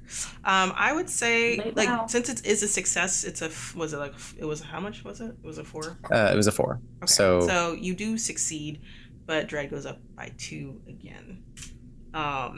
The player chooses to suffer severe consequence or raise their despair by 1. I'll raise my despair by 1. All right. Twins. Again, it's like 3-3-3. 3 hope, 3 despair, 3 despair. It's fine. We're neck and neck here. That's all that really means. Okay. So you do succeed. You hoist Audi, like with a little bit of burst of energy. Pain shoots up your, like, under your shoulder blade and your spine, but you don't give a shit. You're like, we're getting out of here. We have to get out of here. I'm not letting another person die here. So it doesn't matter if it's Audi and like they did nothing to help this kid. You will make it out. And you push forward to the other side. And those classroom doors open one at a time slowly, and more sounds are coming in, more crashing glass, laughter, screaming, sobbing, pleas of help, twisted metal over and over again. For you, Audi, even though like you're not really putting a little bit of effort in, but not enough to make a major difference, you're hearing your father's cries for help quickly shut off by a smash to the head. Thunking sounds, your shaky breath to try to stay calm. And it's just overpowering, but you do make it to the end of the hallway to the gym. And those double doors that you push open, push forward, push open. Eli, you're able to do that just fine while hoisting Audi up. You push the door open. And there is a few lights on in here. It's like, it's not like it's one of those like very tall gym stadiums kind of situation. Those really shiny floors that they polish for games, the bleachers, and those lights that are like several feet above you are there. And you see that one of those lights, maybe 2 of them are on, so it's keeping both sides of the room lit up, but it's not overpoweringly light in here. And you see the familiar figure of Samson pacing in the middle, just like, alrighty, like kind of situation. There's nervousness, there's worry, there's irritation and confusion. Everything's in there. And he seems to have like a walkie, a couple of things, like a few weird jerry-rigged things going on there, to the best of his technical expertise. And you're wondering if this is a weird hacking device of some sort to get to the, like, it's weird. Like, it's a very weird thing. It looks like it's used in an emergency. I feel like you would know this, Audi. I'm not sure if you're like aware enough at the moment because of stuff that's happening, but he does seem like the type to MacGyver stuff. But you just didn't know to what end his MacGyvering could go. So Eli, you're seeing this fully, and you're like, what the fuck is in his hands? Like, it's just a whole bunch of wired gizmos stitched together. And he stops and looks to you as soon as the doors open, and he like about faces very like military stance of, oh, You made it. You okay? You don't look good. No. And he rushes over to you and closes the door and locks it. Like he like puts like I don't know what like those like there's like a pole. Oh, you know what? Like one of those little like those brushes, those like those brooms, those really wide. I don't know what they do. They don't really do a lot of brushing because they're that goddamn big. But some people are really good at it. Took the pole for that, twists it off, drops the bristles on the floor, and then like does that. It's like that ain't gonna buy us enough time, but like there might be a way out of here. We're gonna have to push forward though, even if no matter what you see, no matter what you do, you push forward. We're gonna get out of here. Where's Delilah? Oh hell. Okay. I'll explain everything, but long story short, and he like starts gesturing y'all to be ahead of him. There was a graveyard here, you know, there's a whole story about that, and whoever decided to build this goddamn school decided to build it on top of this place, and there's just one particular grave that couldn't really be moved because reasons, who knows the actual reason, but it kept on finding its way back into the school was the best way to put it. And if you look into Michael Augustine, that MacArthur, MA or whatever, like there's a whole history behind that kid, but apparently he wasn't good. Something dark in him. And he killed people. He liked killing people. Did it for fun. But because he felt like they weren't helping him. Rumor has it, his family didn't do well by him. And no one did anything. No one in the towns, place, schools, anything. And somehow though he wasn't, he was a serial killer, if you believe that story. And he starts pushing y'all forward, and kind of pushing you to like, let's try to get out of here. Long story short, who knows where that actual statue came from, because last thing I heard, it was just a plaque, a wooden plaque, but someone made a better memorial to him. And every year, on his death day, weird shit happens in the school. Sometimes people go missing. I never really seen it this bad before, though, so. I don't think someone made a good memorial for him. I think someone might have made a memorial with him because we kind of smashed the statue a little bit, and there's something in there. Yeah. He stops, pushing y'all ahead, and then like turns around and looking. Wait, what? What do you mean? Like we saw Bones' teeth, like it was up under the statue. There's a dead body in that. So that was the. Oh my god. Least gross death body I've seen today. I need to talk to the principal about this because, like, we need to. Not gonna happen. What? Yeah, I think you're. You know what? I don't care. Like, we need to get out of here. We need we'll to talk about it. Yeah. All right, but if we can get out of here, we get out of range of the school. It should be fine. Should be. But again, this has never happened before. And he goes towards, there's like a back door right next to the bleachers.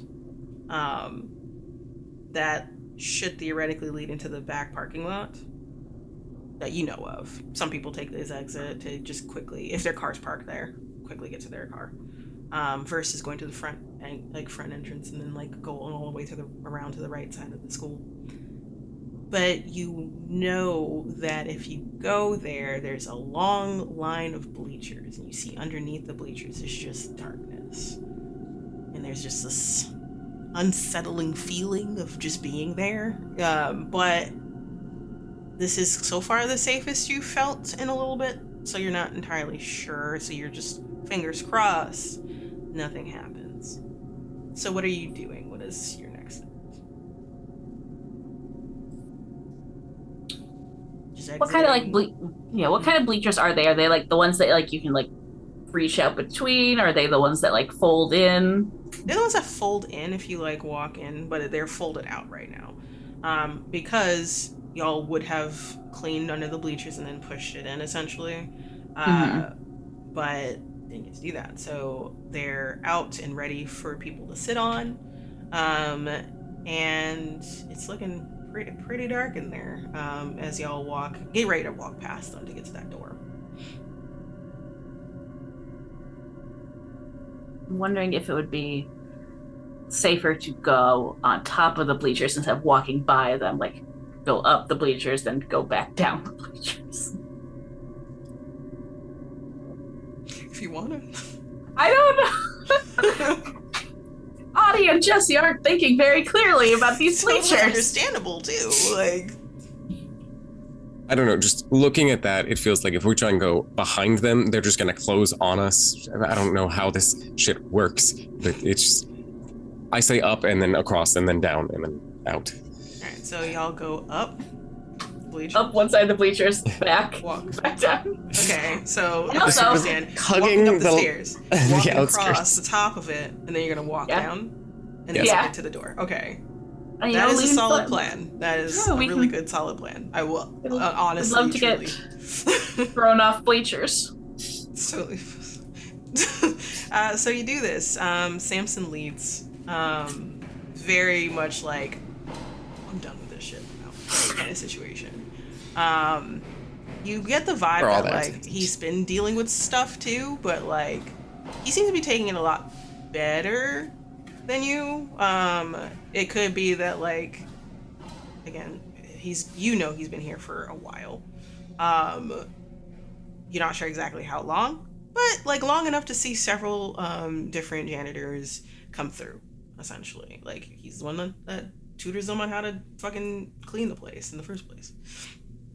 But it's just kind of like the closest to water off the duck's back kind of situation he's gonna get while still being kind of fucking scared.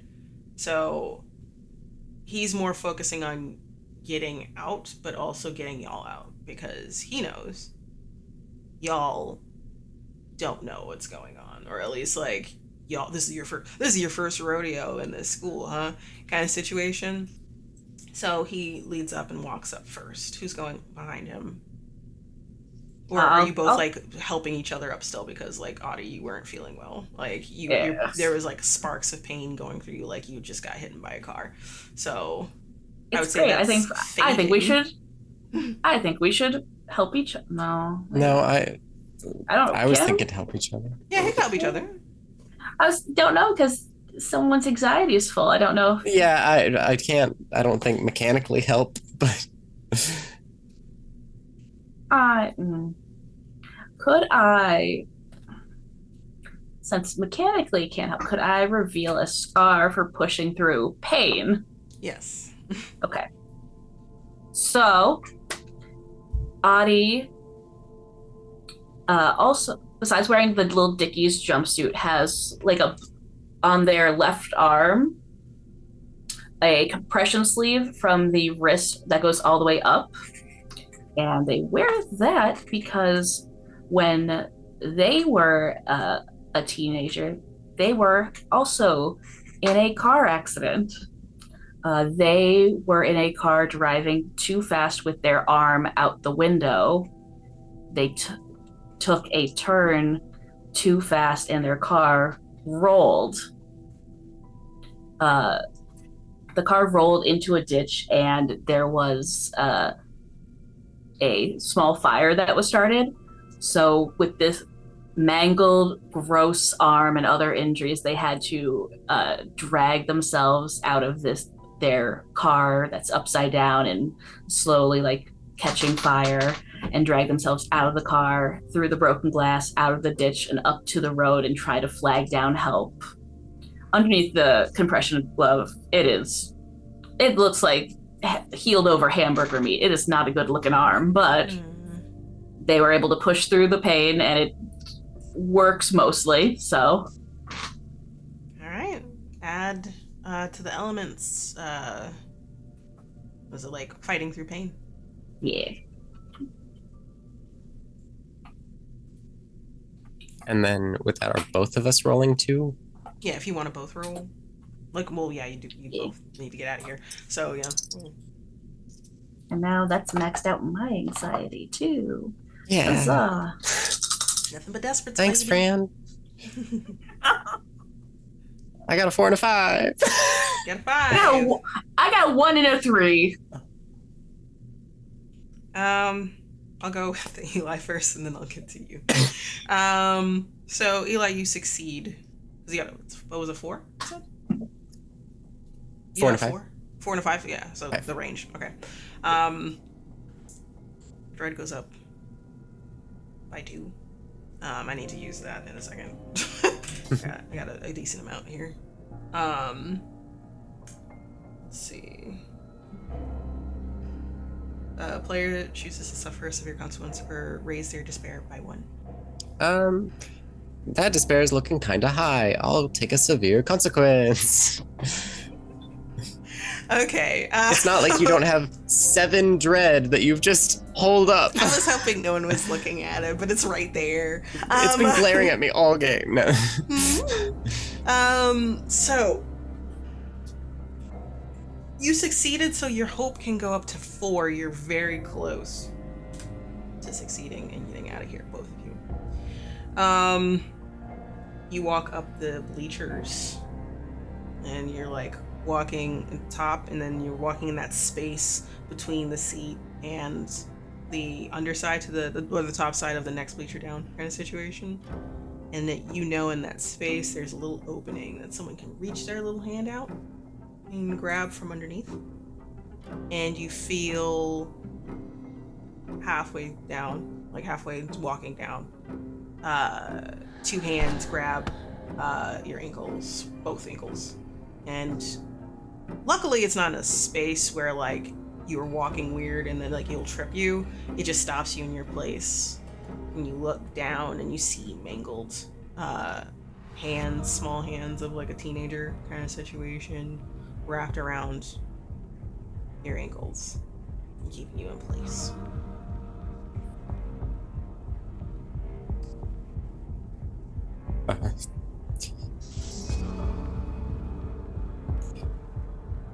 I fucking swear I tried to help. Please let go. You didn't try hard enough. I tried really fucking hard. Mr. Eli, why did you not help me?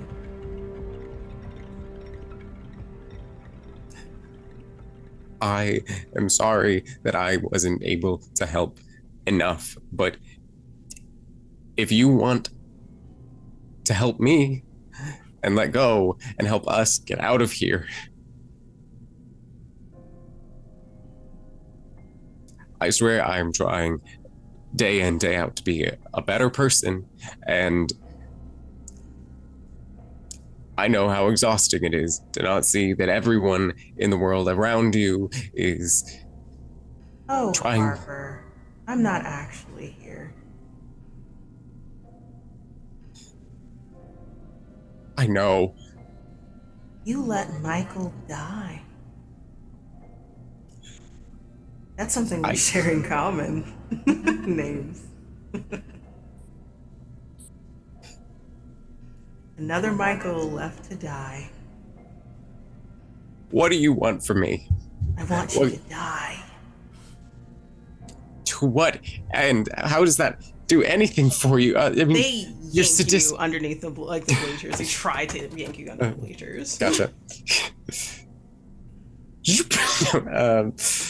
Falls. Pause there. Hey, how you doing, Audi? So you just straight up failed, right? Like that was. Oh no, yeah, I just straight up failed. I got a 3. So my despair goes up by 1. You get 2 dread, and I get a severe consequence. So despair's at 4, hope's at 4. Was it 7 plus 9? I need to use So, them.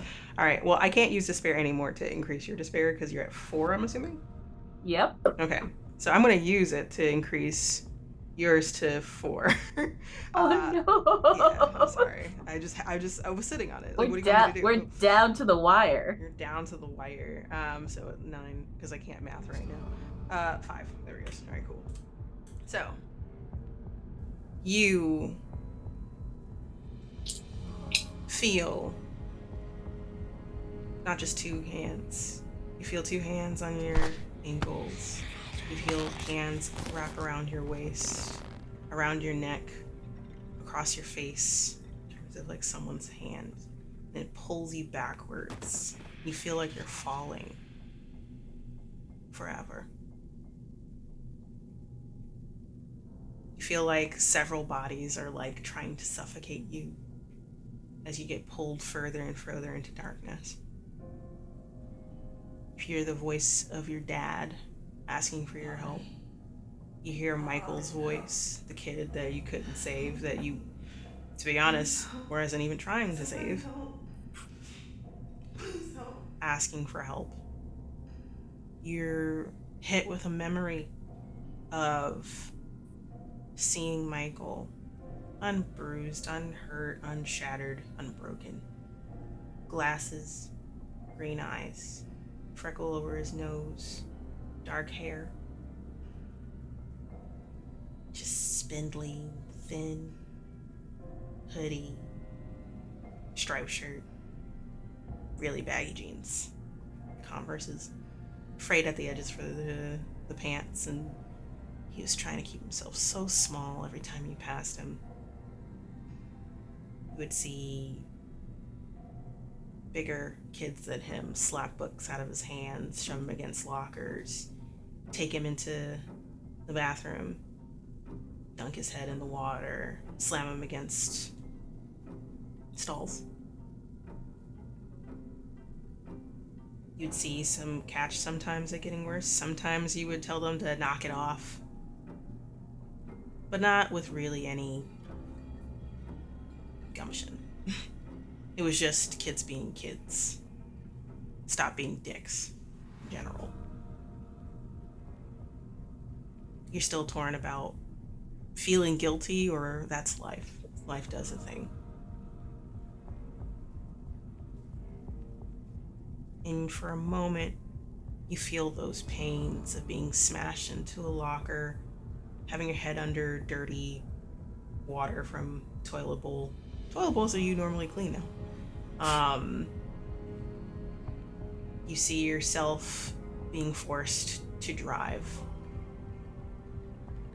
3 bigger kids tell you to get into this car, drive down the road over there.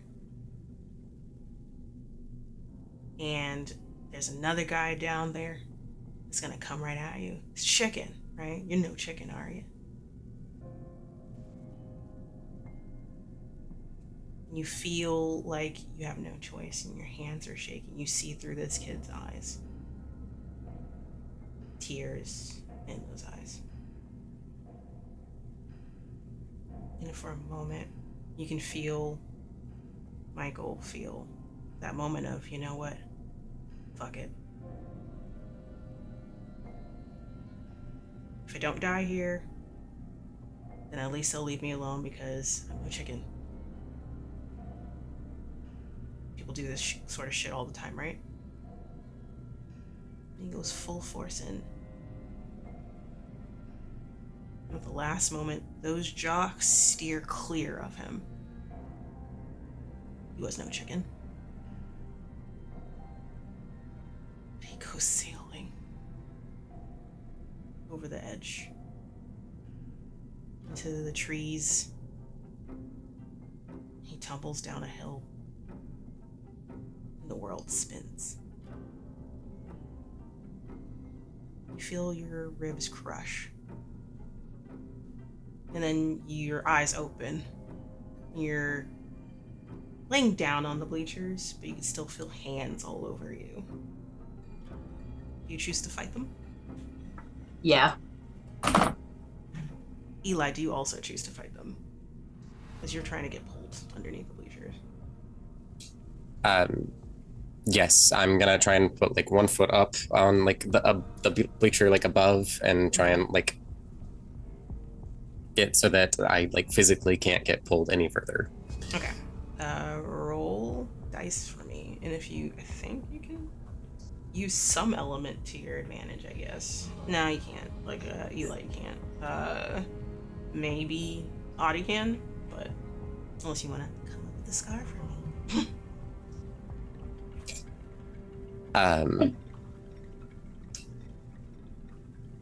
The car accident that Eli's dad was in, I think Eli was also in the car, but was asleep.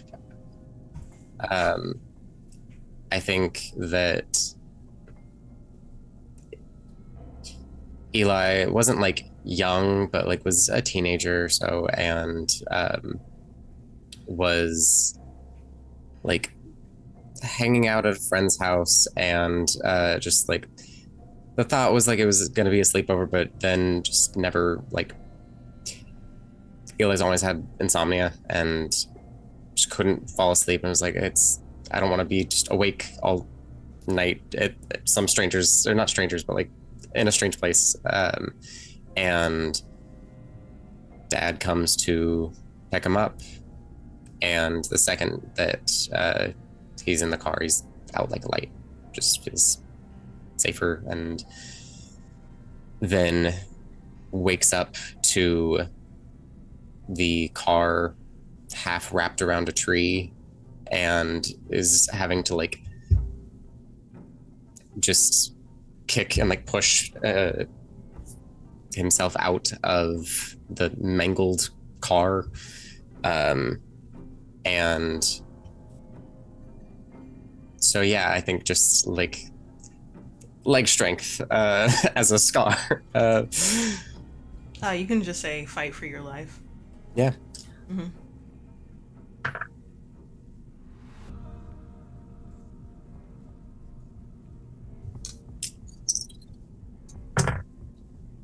That's a 5. You're in a 5. Oh my god. Okay. So Oh god. the player chooses. Well, the character succeeds with dread goes up to 2. So we got my back to 7. That means I'm gonna start using them. Let's see. The player chooses to suffer severe consequences or raise despair by 1. You can't. No. You can if you want to, but you know you're gonna die. So like. Yeah. But so you're gonna choose a severe consequence instead. Severe consequence again. Yeah. All right. So you fight through the hands that are gripping you, and then you were able to pull your leg up, but you feel nails dig into your flesh, and you claw deep into your skin. And it takes a bit of skin with them as you get out of here. You're bleeding pretty badly because it was a lot. Your pants are ripped because of it. And you're able to hobble to your feet, and your legs are scratched the fuck up. Your shoulder blade is pounding.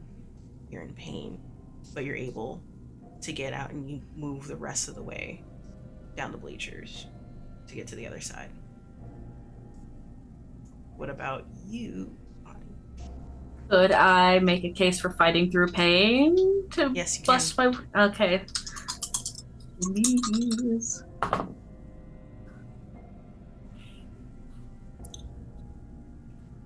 High rolls a 2. That brings my despair up to 5. Oh no. Okay. I mean, yeah, it also gives you some dread, so have fun. All right. All right. So you fight and fight to not get these hands, off of you as you're waking to it, and you almost break through. You're able to get them out, like get them off. Kind of like feels like you're kind of like swatting away bugs, but they're not bugs. Like it's just fingers gripping and pulling and tugging and clawing and digging into flesh, but you're kept down long enough to look up into the ceiling, and you see looking down at you that marble face shattered in the center, nose cavity of bone, the top of a jaw, a bony cheekbone barely there, the underside of a black eye, and then the rest is veiled. And a hand reaches forward to you, to your face, pushes down as hard as it can, keeps pushing until you hear cracking, splintering of bone, viscera, and your muffled cry stops as Eli, who has succeeded and Hope has reached 5. You pull and tug out of these hands, and you look back as you see Audi isn't moving anymore. Those hands are no longer there, but their face isn't really there anymore. It's a cavity. But you also see this imposing statue slowly move, not solid, moving, and feathers of stone expanding, the sound of sandstone on sandstone moving, that sound. As it starts marching slowly to you, and you book it. Samson grabs your arm. He's like, "We're getting out of here." Looks back, frowns at Audi, but keeps moving. Hops down on the other end of the breaches to the front door. The door. Fumbles for the keys, hopes that they work, and is able to find it, because of course, janitor always knows which keys is which. Uses it. Hears the click, sighs relief. Pushes his door open and pushes. There's still that barrier, and he's like, "Fucking no!" And he pushes so hard you feel a snap of his arm dislocating, but the door opens, and y'all tumble through. And just as that haunting image of this statue with moving stone wings comes around the corner, Samson kicks it, closed. And the screen goes to black. You have escaped the horror, Eli. Unfortunately, Audi and Delilah did not. Samson was also able to escape. For the epilogue, Audi, can you narrate a scene that you've had with Eli before death? Maybe at the old school, maybe when you both started working at this new school, of your time together. Yeah.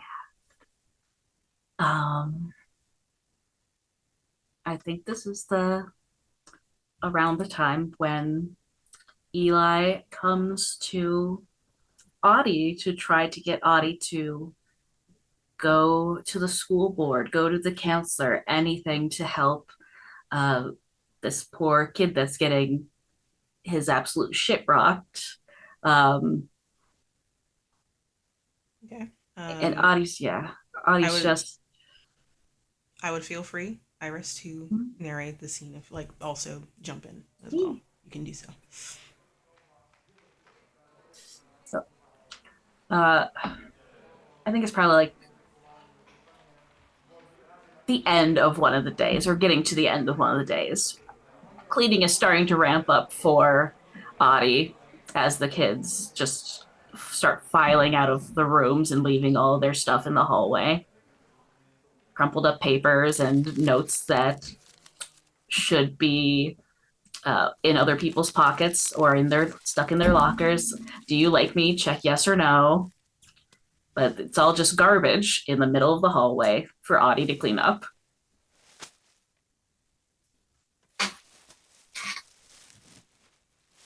I think she's just got like those big, stupid yellow gloves that go up to your elbow, the garbage bag, and she's just going and grabbing stuff that's been stuffed into the corners and trying to just do the least amount of work possible for her to not be fired. Eli, you approach Audi at this time. Hi, excuse me. I was just talking with some of the other, like with the guidance counselor and the principal, and I know that you've seen Michael being like bullied from time to time, and like not. He's not the only one. Obviously, it's everywhere. But I really gotta go. But could you please like just also stop by and like say something? I know you're busy, but it felt like they weren't even really listening to me.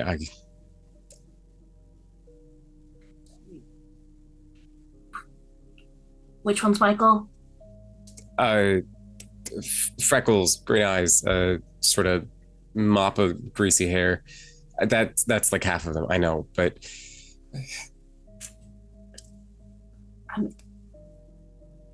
every kid here is getting bullied. This place is a piece of shit. Well, I know, but I mean, like, it's brutal though. Like, especially for like I see it all the time, and I get on their cases, but nothing's happening. So I feel like if we just get like a few more people to like speak up and like actually fucking say something. Looks around and make sure there's no kids around. Sorry, I feel like, please. I mean, it could help, or it can make things 100 times worse for that kid.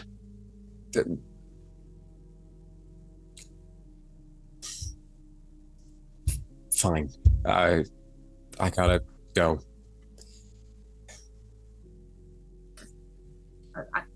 I'm sorry, but he's got to learn to buck up and fight his own battles. Just such an affronted look. And just like throws his hands up in defeat and just walks off, just doesn't say anything else. I think I think it is a day when Michael is getting bullied and Audie doesn't do anything to stop it. She just kind of watches and repeats herself. He's got to find his own battles. He keeps cleaning up garbage. Okay. So I'm going to extend the scene just a tad, and it's just going to be with Eli. Can you describe how the loss of Audie has changed you after all this?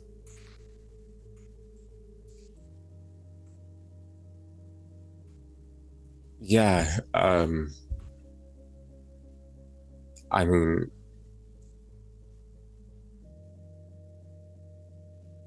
it was stressful, but there was no reason that the last words that we had to say to each other, like we weren't even really friends, but like the last actual thing that Eli said to him was just that he was selfish, or that they were selfish, and that like Audie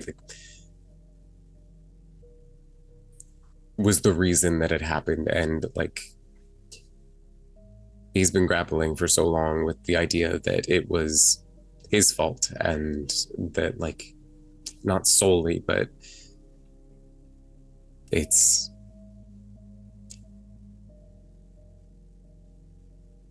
hurts, because I mean, like,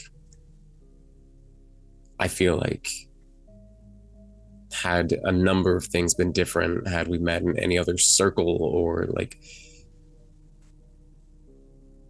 it was a harrowing thing that we went through and that Eli made it out of, but it's this just sort of cross-section of if I could have reached out and tried to help Audi one last time, once again, maybe I could have actually made a difference and someone could have survived. And also just this other cross-section of how exhausting it is to feel like the only one working for something that is underappreciated. And like, I think for one thing, immediately puts in not even 2 weeks, just resigns, just not even from like that school, just teaching entirely. I mean, not a day goes by that he doesn't stop and think about her, but to varying degrees of emotion. But Understandable. Yeah. You put in your immediate resignation the next day or within that week. Missing person reports appear for Audi and Delilah. Which, what do you mean? Like, their bodies were pretty clearly all over the place. Essentially, there was a lot left behind. But when you go back to the school the next, let's say within the next 3 days, you don't go immediately the next day, dear God, no. You decide to take the back entrance instead of the front entrance because that's where the statue is. And it's like nothing happened. It wasn't like you pelted it with a stapler in the face. It wasn't anything like that. It's just back to normal. You go to the classroom where you remember Delilah being. And she's gone. There's no evidence of it happening. And you go to the gym. And you go to that top bleacher. And no sign of Audi either.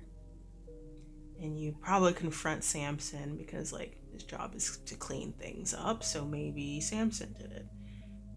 And he just shakes his head and tells you that's what that thing does to this place. It's like its domain. Everything that happened here that night was like its own pocket. It's its own place. And once the night's over, it's like it never happened. I'm sorry, kid.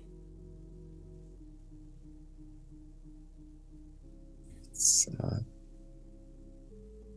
not your fault. And it's not yours either. Take care of yourself. And Likewise. you gather your stuff, whatever you left here. You pass Delilah's desk. And you leave. Oh, the principal's also missing. Can't forget about that guy.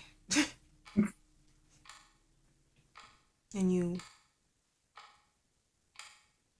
out of morbid curiosity, you pass the front entrance to see this thing.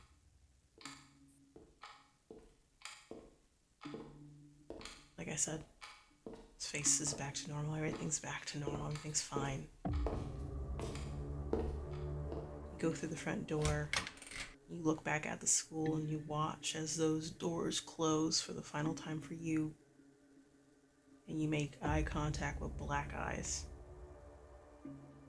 They're looking at you. And the doors close. And that's where we're going to end for this chapter. Everybody. Chapter 5. After School Scare. Thank you so much for tuning in to this tale of melancholic horror, because boy was it melancholic. Jesus. Jesus. What are we doing? I have been your storyteller, your GM, your keeper, Ambrose. I go by any all pronouns, and we are going to go in reverse order. I'm starting with you, Jesse. Who are you? Where can people find you? If you want to talk about who you played, Audi, by all means, but tell people where people can find you, where you're up to, what's up, what's in your life. What's up? Hi, I'm Jessie, she, they pronouns. You can find me pretty much on any social media at 𝒕𝒉𝒂𝒕. I am an artist, and you can always find my stuff on the interwebs, on Twitter now, but lots of places. I refuse to call it X. Oh. Ugh. But yeah, and yes, Jesse is an amazing artist. Please, please, please, please consider checking their stuff out. Also checking out what they do. It's fantastic stuff. I have been given stuff by them, and it's pretty glorious. It's pretty awesome. It's fucking lit. But of course, there's also Iris. Hi, Iris. Who are you? Where can people find you? And what are you up to? Hi, hello. My name is once again Iris Wyndham, pronouns she, they, and yeah, you can find me on most social media sites at Iris Wyndham VO. Instagram, Blue Sky, Twitter. Once again, not going to call it X. And I don't really post much of anything, but I do like repost casting calls and share things of that nature. And you can also find me on my website that you can find through most of my social medias. So yeah. Yeah. And hi everybody, I'm Ambrose. I am an award-winning TTRPG performer. I am the keeper of the award-nominated Arcane Core series. And as you probably also might have known, Iris is also one of the cast members of that wonderful actual play. I am doing this right now. I'm in a couple of other things right now that are releasing probably around the same time. I'm in a Hunter the Reckoning game called Midnight Rush. And I'm in a lot of start playing games where I'm playing hot problems. That's the best way to describe those characters, to be really honest. But yeah, and I'm really excited to keep on telling horror stories here and with these lovely people. So without further ado, we're going to end here, but please stay tuned for the next chapter, which is going to be chapter 6, Where Love Lies. Take care and see you on the other side.